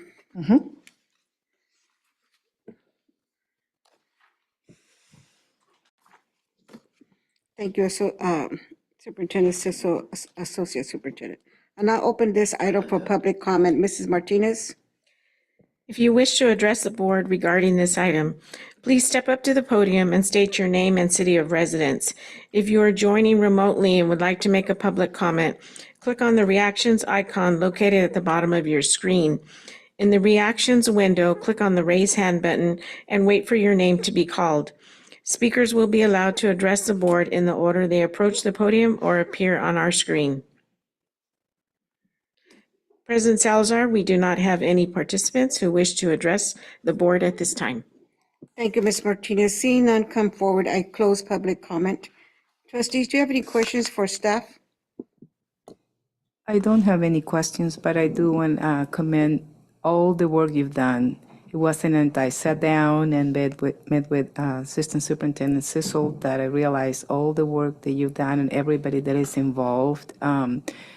Time-consuming is, and thank you for explaining to me in kindergarten style all the work. I think Trustee Ahmad and we came up with feeling more knowledgeable just a little bit and understand this very complex document. So thank you so much for everything you've done. It's a very good job you've done. Thank you. Trustees, do we have any other questions for Ms. Cecil? Anybody else? Thank you. Thank you for summarizing the budgets and stuff for the different actions. That helps a lot. Thank you. And I entertain a motion and a second to approve the number 10B1. Please state your name and when you make the motion and second the motion. Trustee Diber, I move to approve the 2024-25 Local Control and Accountability Plan as presented. Thank you. Do I have a second? Clerk Fleagle, second. Thank you. It has been moved by Trustee Dybert and second by Clerk Fleek to approve item 10B1. Ms. Martinez, please pull the board. Trustee Ahmad? Yes. Trustee Cortez? Yes. Trustee Dybert? Yes. Trustee Seibert? Yes. Clerk Mendoza is absent. Acting Clerk Fleek? Yes, thank you for all that. President Just reading Salazar? it is so much. President Salazar? Yes. President Salazar, I counted 6 ayes, 0 nays, 0 abstentions, and 1 absent. Thank you, Mrs. Martinez. Now moving on to item 10C1, Fiscal Services, discuss and approve the 24-25 adopted budget. Superintendent Lyle. As we transition from the LCAP to the budget, which is fitting, right? Because that tells us how we're going to spend it. You have seen the budget presentation. There's been a few questions asked, but not many. And you've seen that the presentation from CVC and from our partners with Ball Frost, the information they've shared with us, shows that the governor is about to sign a deal that's been made. I don't believe it was signed yet that I'm aware of. Am I wrong? Anyone out in the audience? It's any day now at this point, statutorily. We also expect, as Kevin Gordon shared with us from Capital Advisors about a month ago, that there will be a revision to the state budget early in the fall. We will probably be revising our budget again as we do in October. But it looks like the deal that's been made between the governor and the legislature is holding. So the budget numbers that we're using are pretty accurate. So tonight we hope that we've met with your approval of the budget as it relates to the LCAP, and we're ready to move into the coming year. And this item is here for approval. Thank you, Superintendent. I'll now open this up for public comment. Mrs. Martinez. If you wish to address the board regarding this item, please step up to the podium and state your name and city of residence. If you are joining remotely and would like to make a public comment, click on the reactions icon located at the bottom of your screen. In the reactions window, click on the raise hand button and wait for your name to be called. Speakers will be allowed to address the board in the order they approach the podium or appear on our screen. President Salazar, we do not have any participants who wish to address the board at this time. Thank you, Mrs. Martinez. Seeing none come forward, I close public comment. Trustees, do you have any questions for staff? Trustee Dybert? No. Thank you. Trustee Cortez? No. Trustee Ahmad? No. Trustee Seibert? No. Clerk Fleek? None, thank you. And none from myself, thank you. I now entertain a motion, a second to approve item 10C1. Please state your name when you make a motion and second the motion. Trustee Fleek, I'll move to approve 10C1, the 2024-25 adopted budget. Thank you. Do I have a second? Trustee Ahmad, second. Thank you. It has been moved by Clerk Fleek, Acting Clerk Fleek, and second by Trustee Ahmad to approve item 10C1. Ms. Martinez, please pull the board. Trustee Ahmad? Yes. Trustee Cortez? Yes. Trustee Dybert? Yes. Trustee Seibert? Yes. Clerk Mendoza is absent. Acting Clerk Fleek? Yes. President Salazar? Yes. President Salazar, I counted 6 ayes, 0 nays, 0 abstentions, and 1 absent. Thank you, Mrs. Martinez. Item number 11, new business. Item number 11A, Superintendent, first review of the revised Madera Unified School District Board Policy. Superintendent Lyle.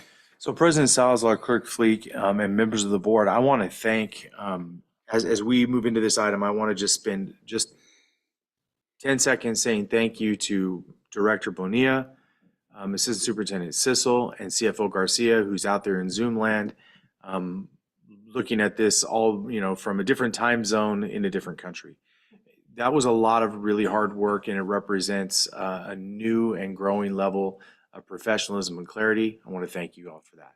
That's no small task that just was undertaken and approved tonight, and thanks for all the time answering all the questions and being so thoughtful about the details. We appreciate it. To go along with the thoughtfulness and the details, you may recall, some of our trustees have been with us long enough to recall that back several years ago, we ran into the frustration of our trustees with how many board policy updates were coming from CSBA, which didn't always seem as though they were related to anything that was on our minds. And they seemed to be a little bit out of context as they came on a periodic basis. As a result, we struggled to find the right way forward, and we did some really important work, as Trustee Dybert will remember. We did some really important work with Rasmussen and Kraft to take on some of the most hot button, challenging, crucial issues. And we pushed through some really important policy items a few years back. COVID didn't help any of this at all. As a result, we have had a massive backlog of board policy items and administrative regulation items that needed to be vetted by staff and approved by the board. Now, we fully intend to take the advice of CSBA and go back to the arduous and sometimes disjointed periodic approach when they release updates, that we'll go through them and we'll provide you a redlined version of what was and what is for your approval, and we'll go through that process. You'll be seeing that in our agendas a lot more often than you have in the last few years. None of those nights will be your favorite, I guarantee you that. However, they are very important. I want to thank Ms. Soto for taking the initiative on this, understanding the value of this really important process, reaching out to CSBA, finding a consultant who we could share our dilemma with, who didn't make us feel bad about it, because apparently this is not uncommon across the state of California. This is a real challenge sometimes for boards, and things get in the way, items get tabled, and the backlog begins. There's a few of us here who have dealt with this enough to know that it is a very easy thing to get off track. Well, we were off track for, I want to say, from 2018 to now. It's been a long time. So we are hopeful that the really good work that CSBA did, their lawyers, their team of legal counsel, their professionals that put these policies together, share them with us. They were looked at yet again by our staff, the most responsible people in our district for these particular policies. They were shared back with CSBA again after having been reread and edited yet again for any mistakes that there might be by our staff. So our staff looked at them, then our staff looked at them again, and then we sent them to CSBA. CSBA has signed off on this stack of policies, and the request from CSBA, which we think is right, and it doesn't feel like it's a normal request, is for the board to begin the process of reading through these. And we don't imagine you will read every page of every line of every page in all of those packets. That is not what CSBA recommends.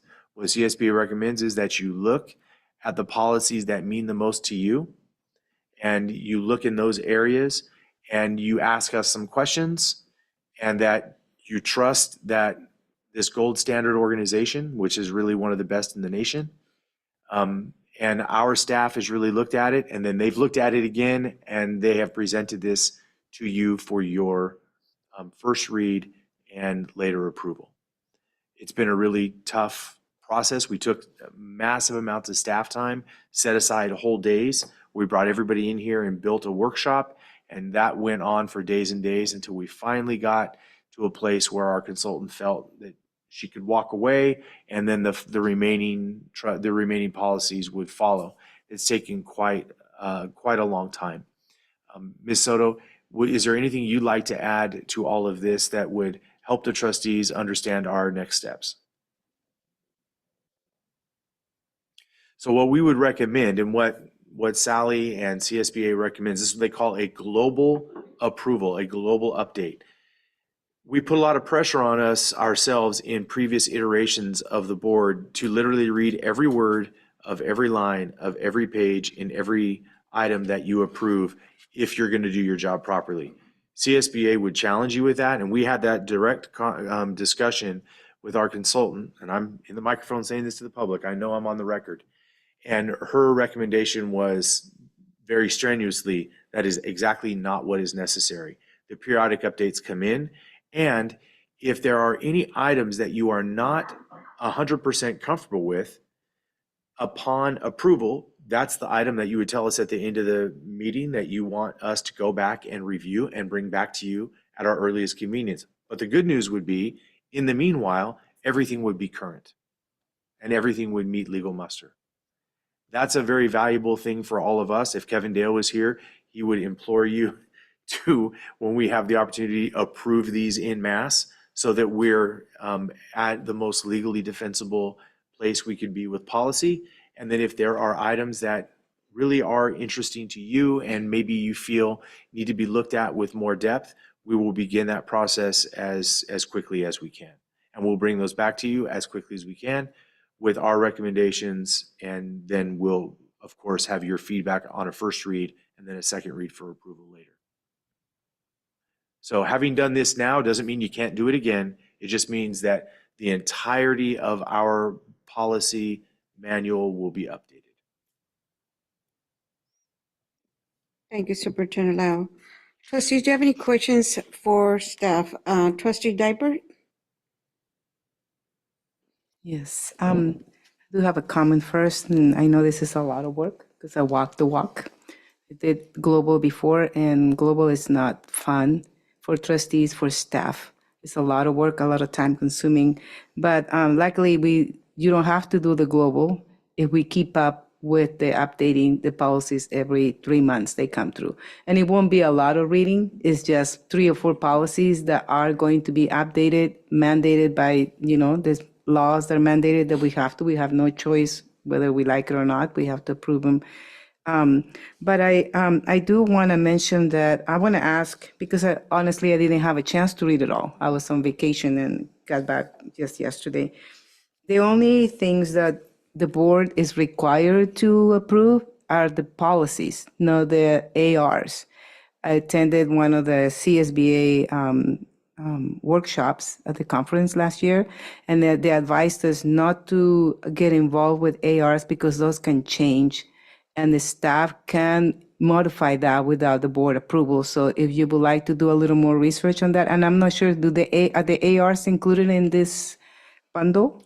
I think they were, there are some, but most don't have AR. Yeah. Right. So ARs, they say they shouldn't even be coming to us, that because that gives you more flexibility for you to change. So that's something, it hasn't been the practice in the past. Right. BPs and ARs have, if they have an AR that came together, so it will be easier for the trustees to read the materials that come if you just bring the board policies, but that's something you might want to consult with a consultant. And then it will be a lot easier. You can just do your revisions, you can inform us, and then we'll just know that part. But I know it's a lot of work, and I'm glad we're getting up to date on this. So I don't have any questions right now. I need to read more, so I'll do that later. Trustee Dybert, I appreciate that, and we will have that conversation because that would be a little bit of an alleviation, wouldn't it? Yeah. And any relief when it comes to those, every 3-month updates is valuable to us. And for us too, so we can Correct. just focus on some things. Thank you. Thank you. Trustee Cortez? I'm just wondering if I can have these in electronic form. Certainly. It's a little easier What for me to go through, yes. In what form? Electronic form. Trustee Ahmad? No question. Trustee Seibert? Yeah, I was going through policies on, says elementary and middle school graduation. And we don't graduate them, we promote them. And it's talking about graduation, let's see.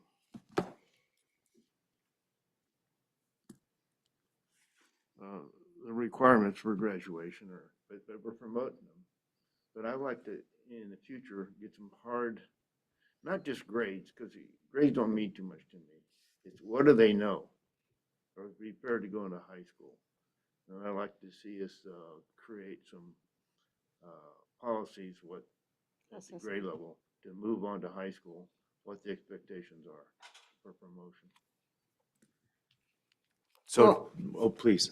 I was just going to suggest in these policies, as you're going through there, and you see, like you said, whatever number it falls under, to write the number and write it down and write your questions, and you'll see right there the narrative and then what you think we should be adjusted. So that way we can bring it back to staff and then we'll discuss it. Because We're going to have an opportunity to bring these things back, And it's going to be a special workshop? Is it going to be during board meetings or? Yeah, it's been so long since and to Trustee Divert's point, it's been so long since we did the board policy revisions on a periodic basis that we've almost forgotten how we used to do it. And what we used to do was we would bring in the new recommended language. Staff would go through it and we would add in they'd usually give us option A or B in certain instances, and we would select the one that seemed to make the best sense for Madera Unified, and we would bring it to you for a first reading. At that time, then you would say exactly what you've just said. What I really want is for this to happen. And sometimes that might happen ahead of schedule, but it would usually happen right around a first or a second read. We'd workshop that, we'd get it right, and then we'd bring it in for your review and approval. We just haven't done that in a very long time. So when you approve this, it doesn't mean that we can't go back and do a deeper dive into exactly what you're asking for, where we can make some recommendations that are both defensible to board policy and ed code and meet our own local standards. I will say that CSBA really cautioned us about going too far off script from what they provide, because when districts do that, they often put themselves out on an island. They end up in a little bit of trouble, and sometimes that sets precedent for the state.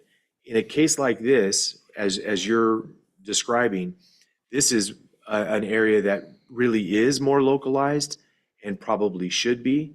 So we take that advice with a grain of salt. It doesn't apply to every single policy across the board. So we could certainly go deeper into this and take some board feedback and craft a policy that feels like it meets our community standards.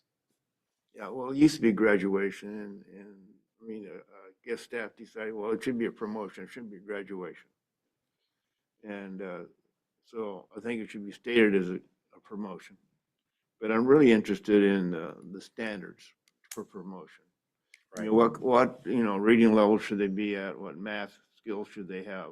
I'm not interested in grades 2.0 or 3.0, because that don't really tell me anything. I want to know what they know. Are they prepared to go into high school for those courses? Because I know our teachers in high school, they struggle when kids aren't prepared. And those kids struggle, and they don't get good grades, and they kind of act out. Yeah, the struggle sometimes just goes upward. Yeah, you're right. I like to see a standard at third grade on up.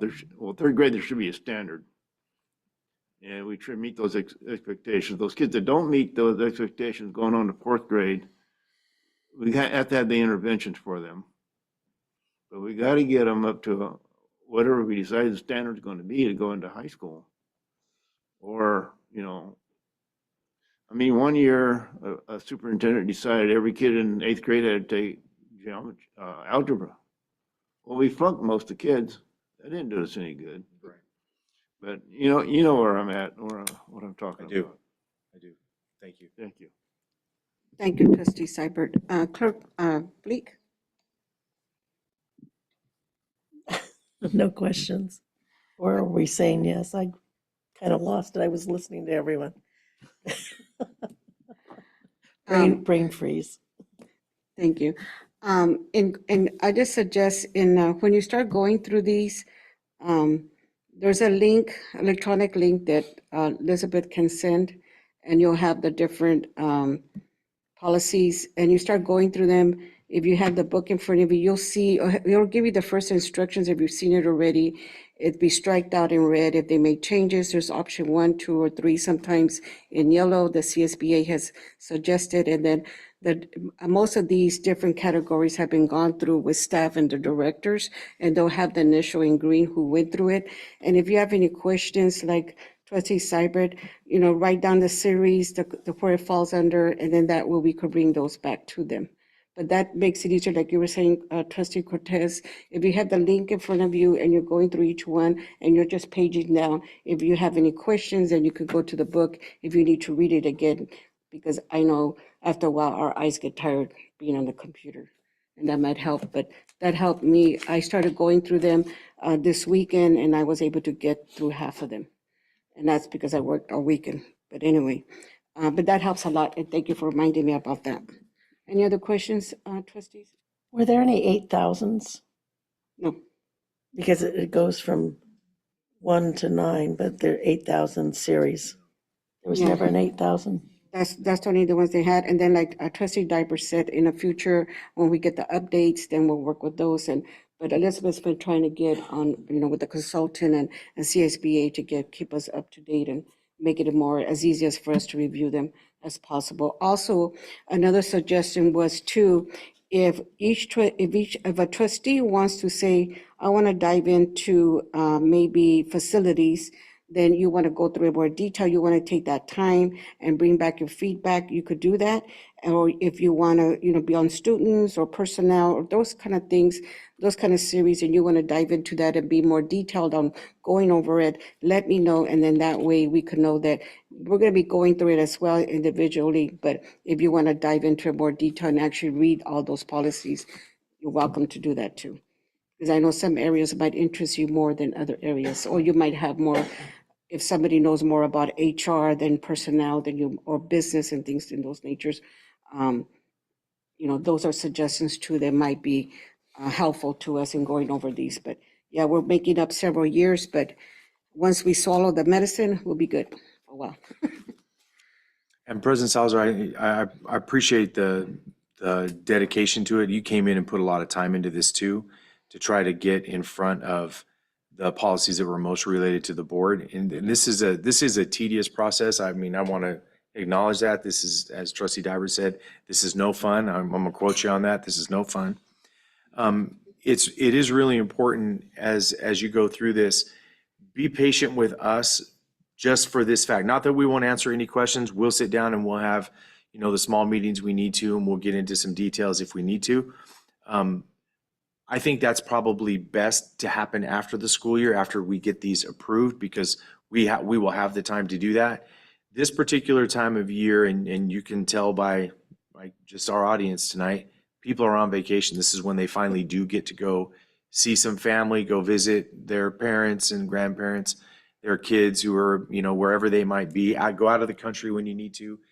There's some time for all of that. And then this period between the end of June and the middle of July has some spotty attendance for those vacation reasons. Then after that, we go hard into it with our retreat and then our administrative academy, and then it's a race to start the school year. So we will do what we can to always make time for you to go through some of the questions that you might have about these policies. But if you're looking for real revisions down the road, let's keep that list and let's start bringing them back on a prioritized basis through board leadership, and we'll decide we'll keep working on these throughout the fall, and we'll bring you some customization if that's what you're looking for. We'll be really careful about that, because we were really told forcefully by CSBA the customization is very problematic. Be very careful about it. But to the point that, like Trustee Seibert's bringing up, there are items that are meant to be more customized because Ed Code calls out a board's ability to do that. So we would love to do that for you and get it right. So we are nice and solid policy-wise across the board, and we're all on the same page. That's a really great thing to do going into the winter. But that doesn't all have to happen just in this window of the next month before we bring it back for second reading and approval. Right? We can delay that and work with board leadership to get that prioritized, just as a precaution, because I know what we're about to face in July and August coming up. So any other questions, trustees? Okay, thank you. Moving on to announcements. Superintendent Lau, do you have any announcements for the board? The first announcement that I have for you is just that we are on our way, and we want to thank you for this opportunity. We are on our way, several of us, to Seattle for the NCE conference, where they bring in some really polished experts who really help us understand the opportunities in front of us to improve. And so we're taking a team of ed services leaders and 2 of our area assistant superintendents. We'll be gone for a few days. We'll be back, and that will roll right into the 4th of July holiday. We'll be back on Saturday. We leave tomorrow morning. The last day of summer school will be Wednesday, July 2nd. The high schools will hold their summer school graduations that evening. The ceremony will be held at Madera High School, and it's set to begin at 6 p.m. if you'd like to attend. Please, we'll put that in the calendar, and please confirm if you'd like to be there. It's always a really fun event. It's much smaller, it's much more intimate, and those are students that have really persevered. If they didn't get it done for the big show, we want it to be meaningful for them, even though it's a little bit late. At this point, I don't. But it's fluctuated from like between 30 and 50 at different times. So it is a significant number, and they really appreciate our attendance, and so do the families. We have a special board meeting to be held on Saturday, July 13th at 9 a.m. to 3 p.m. Just as a reminder, that's an all-day thing, and it's the second in a series of governance workshops previously requested by the board. So Dr. Yo from CSBA will be back, and she'll facilitate the workshop and the discussions. One-on-one calls between each trustee and Dr. Yo will be scheduled prior to that workshop, so you can provide her your feelings and what you'd like to accomplish at this governance workshop. And she'll tailor it so that as many of those needs as can be met will be met all at once in a good day of learning. Are other members of the staff going to be there too, like last time? I believe the answer is no this time. Oh, okay. I think this is truly meant. Many of our governance workshops, our trustees have wanted us to be there. Dr. Yo did too last time. And Rasmussen and Crass have always liked it when our staff is there as well. But I think this is truly about board relationships and governance so that you all are feeling that you're at your best. And so I think at that point, the staff is not being asked to attend. If the board feels differently, please do speak with board leadership. I just felt bad because last time they were kind of like just there. You know, I wish they would have been included in some way. You know, we weren't the only ones that could, had to answer questions. I think I would have liked to know more about them too. So I felt bad that they just sat there. Yeah, they should have to do the team building and ice breaking stuff too, shouldn't they? I agree. No, I think it was valuable for our staff to hear all of you. And it's good for them to know who's on the bigger governance team and what you all care about. That might be something to share with Dr. Yo. Oh, okay. And then I also want to share with you that the 2024 Academy is scheduled for July 22nd, 23rd, and 24th. It'll be held at Torres High School. Assistant Superintendent Rodriguez and his team are collaborating to make the year's meeting as robust and focused as possible, focused like a laser. And they're also working with our principals to develop modules by principals for principals to enhance their practice going into the coming year. A little bit like we did last year, but with even more intentionality after having done it for last year and a little bit even the prior year. We're getting better every year. So you're welcome to attend, especially the first few hours of that are usually pretty fun to see how the district's beginning to lay itself out, and we'll report out to you on how that goes. Thank you. Thank you, Superintendent Lyle. Item 13A, miscellaneous board member committee and information reports.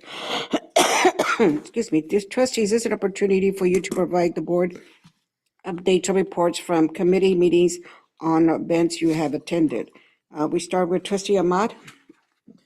Yes, on June 12, I attended Athletic Advisory Committee meeting. We received the update for the year end, and it was a successful year, so congratulations to all. That's all I have. Thank you, trustee Ahmad. Trustee Cortez. Share with the rest of my board members. So as you may well know, I was out in Oaxaca from June 10th through the 16th. And so it was a pretty amazing experience. I do want to thank ISET and MUSD for allowing me the opportunity to visit the city for the first time ever. I had been to Oaxaca prior, been plus over 20 years, and I had visited the the village of my parents, which is Santa Maria Tindu, which is about 2 hours west from the city of Oaxaca. And so my family is from the Oaxaca Baja, and and we're Mixtecos. And so the city of Oaxaca, where we were, Los Valles Centrales, that is mainly Zapoteco region. And so an interesting fact is that at some point in history, that region and the Zapoteco region and the Mixteco region were at war. And so according to one of the stories, that is where, when they finally made the truce, that is where the Guelaguetza was born. So that's something that I wasn't aware of. And so, being from Oaxaca. So yes, so there were, we visited an elementary school. And let me look at my notes because there's too much to remember. But let's see here. Bear with me. So we visited a school in Cimatlan de Alvarez. And so they're dealing with some of the same issues that we're dealing with, but the situation over there is, of course, there's less resources, and there's the elementary school that we visited. It was a bilingual school where they're teaching mainly Spanish. I spoke to the teacher there, and because I noticed that, a lot of the books are not representative of the Mixteco, the Zapoteco culture there. So, they are, we're brown people, we're dark people, we're shorter people. And, the characters in a lot of these books were, blonde people with blue eyes, fair skin. And so that was interesting to me. So I inquired about that. And so obviously they don't have the resources to, for books. Their library is very, very limited as far as what they have. They had one computer that I don't even think was working. A printer was donated by ICET, and or at least was committed. But also, we visited a middle school that day, but going back to the elementary school, the kids were very, I saw that they were very proud of who they were speaking the language, but the teacher said that that it wasn't mainly the goal to teach both Zapoteco and Spanish. It was mainly to teach Spanish and use Zapoteco to aid in the learning of Spanish to, as part of translating to facilitate the learning. So to me, that was a little bit sad because it didn't really focus on conserving the culture. And so I say that because by the time that they get to middle school, there's very, very, if at all, any kids speaking Zapoteco, because in middle school, they're being taunted, they're being, made fun of, bullied if you speak Zapoteco. And so it's frowned upon and it's stigmatized. And so you can see how that has led to, the erosion of the language. And so there are a lot of languages out there. They're not called dialects anymore, which makes sense to me because pre-colonization, you get somewhere that's the language that they speak. It's not, a dialect. So anyhow, that was something interesting to see and it's pretty sad to see as well. And now when we went to the Universidad Autónoma de Benito Juárez of Oaxaca, the professors there, doctorate professors, they were really what's the word? Brilliant. Yes, brilliant, definitely brilliant, but also very, very animated and very, very passionate about decolonization and what they're doing about helping to bring or save some of these languages, including going to these villages and not only creating books that are representative of these communities, but enrolling and really getting the participation of the village people that live in these villages and get their knowledge in developing these and making them the creators of these books that are in Zapoteco, that are in Mixteco, et cetera, et cetera. So that was very interesting. And so to me, if they're having these issues there, conserving these languages, I think it's, a bigger challenge for us, which not impossible, obviously, but I am proud of what we're doing here. It makes me more proud of what we're doing here with DLI, with Madison, with Washington, with our Pershing schools.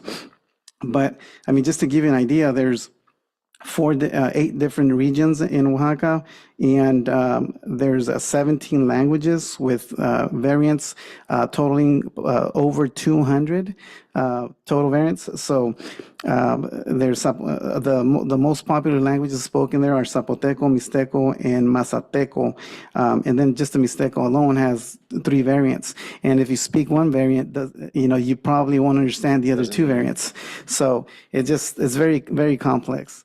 And so so that was those were a couple of things I wanted to share. Also, we visited the a rug making or manufacturer in Oaxaca in the village or the municipality of Teotitlán del Valle, where we got to experience see firsthand how that community really specializes in the manufacturing of these rugs, and how they would manufacture these very colorful, beautiful rugs with using just all natural ingredients, including bacterias, insects, plants, flowers, etc., and managing the pH and alkalinity and acidity of these elements to create the various different colors and shades of different colors, and also how they would source their cotton from this tree called pochete, which it's a tree, but it looks kind of similar to what a regular cotton plant would look like.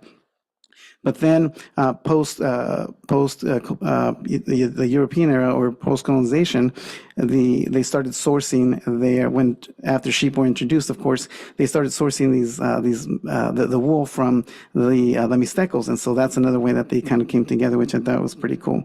So let's see. Umbao, Triqui. So we did get a chance to also have a semi-private, very intimate concert, and that was put on by the winner of La Voz, which is the equivalent of American Idol here, and so he happens to be Zapoteco, and I mean he put on a fantastic performance. He's fantastic. Yeah, absolutely. Yes, absolutely. We also got a chance to have dinner with him. Very cool, down to earth, personable guy. So it was a very, very neat interaction, and. Let's see. And we also the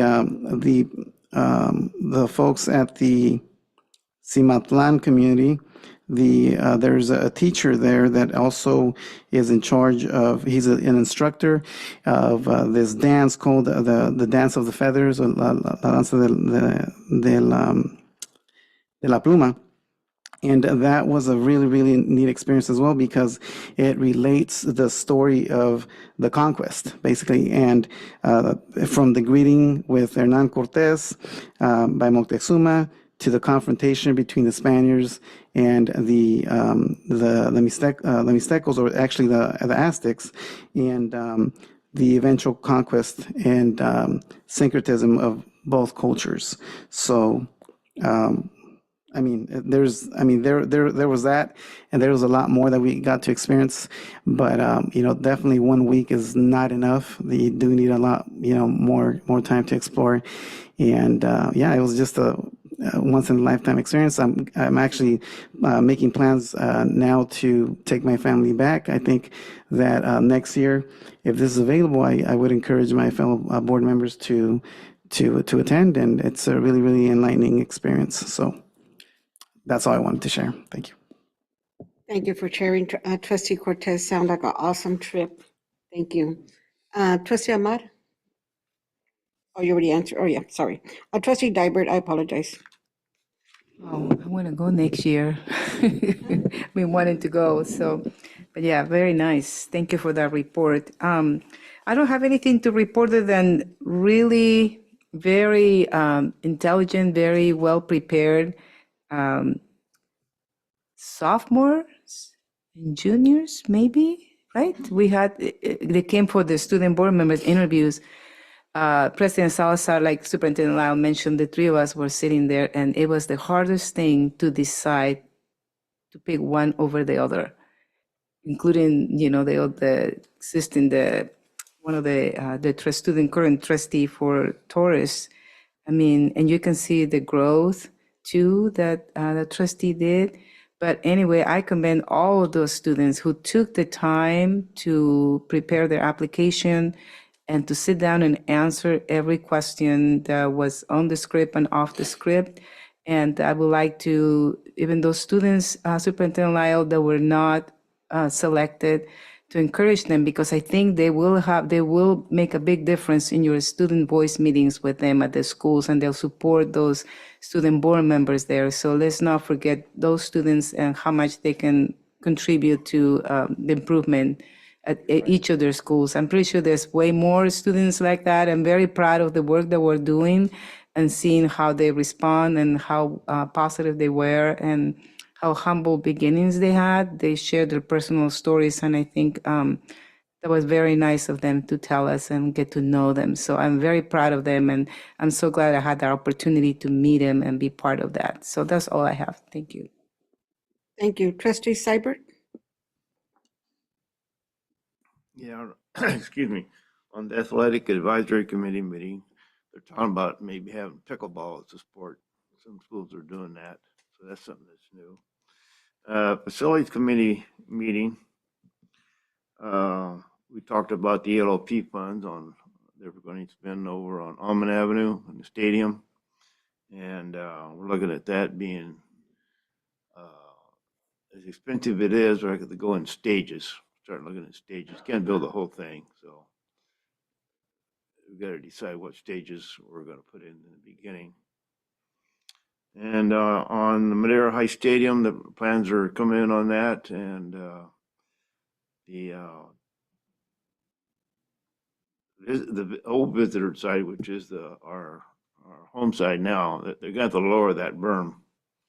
They got to take that berm down because there's cement down there. They can't drill through it to put another stadium in there, so they're going to remove that berm and probably come in with a aluminum stadium like we have at Torres. And then on the new home side, which used to be the old home side, they got that plan to look something like Torres. And they're going to complete by the softball field, the locker rooms, concession. So that's all being planned and going to DSA, I guess. And so that's moving along. It's exciting. I asked them, let's get that overcrossing put in, That's as important as anything to get those kids across that street. Yeah, so they're not doing the gym right now. And we had a little argument there with Trustee Fleek about what side of the road that's going to go on. But What could possibly go wrong? Thank you, Trustee Seibert. Clerk Fleek. Yeah, I just wanted to say something about Cortez talking about language. California Indians have been trying to save our languages because we have so many tribes where we have maybe 2 people that are fluent speakers, and then some of the languages have been totally lost. And once you lose that, it's a big chunk out of your culture. So it's really important to keep your languages. So I hope they do really well on that. At the athletic committee meeting, our 3 high school athletic directors shared their students' athletic successes, and we have a lot to be proud of. The City of Madera and the Black Saints United had a freedom celebration for Juneteenth at Courthouse Park. Superintendent Lyle was talking about that, and our very own Alicia Brown sang 2 songs, and she has a soft, beautiful voice. I was blown away. I didn't know. I mean, I'd heard that she could sing, but I didn't know she could sing like that. It was really impressive. soft and calming and just really good. And yesterday at the Arts Authority meeting, we reviewed the changes in Courthouse Park. There will be a new a larger stage, picnic areas, and the playground, and this is just the end of phase one.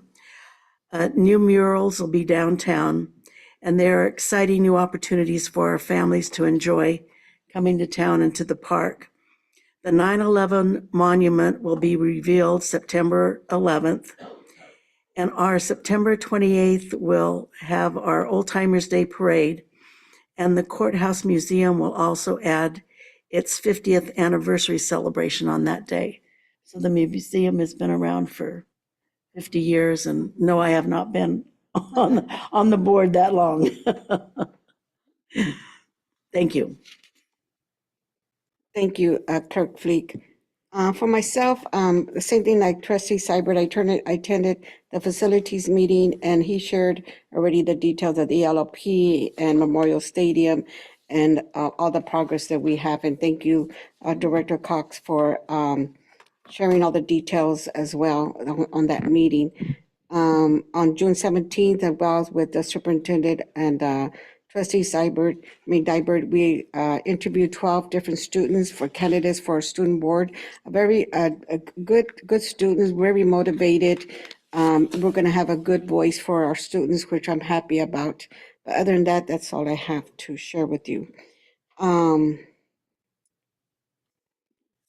Moving on. Advanced planning, item number 14. The next board meeting will be scheduled for July 23rd here in the Unified School District Boardroom. Item number 15, suggested future agenda items. Trustees, do you have any items you would like staff to present in the future board meeting? I start with Trustee Ahmad. Not at this time. Thank you. Trustee Cortez. No. Thank you. Trustee Dybert. No. Thank you. Trustee Seibert. Yeah, at some point, I'd like for us to discuss promotion standards as the kids move through school. And if they don't meet that standard, you know, what's going to be the intervention? You're talking what for we're eighth gonna do, graders? But we, you know, For eighth graders, right? I mean, from third grade on up, because if you wait till eighth grade, it's too late. So before passing any student. Yeah, before, you know, do that so when they get into eighth grade, they go into high school, they can meet the standards that they're gonna have to go to high school. We'll look into it. Anything else? That's it? Okay.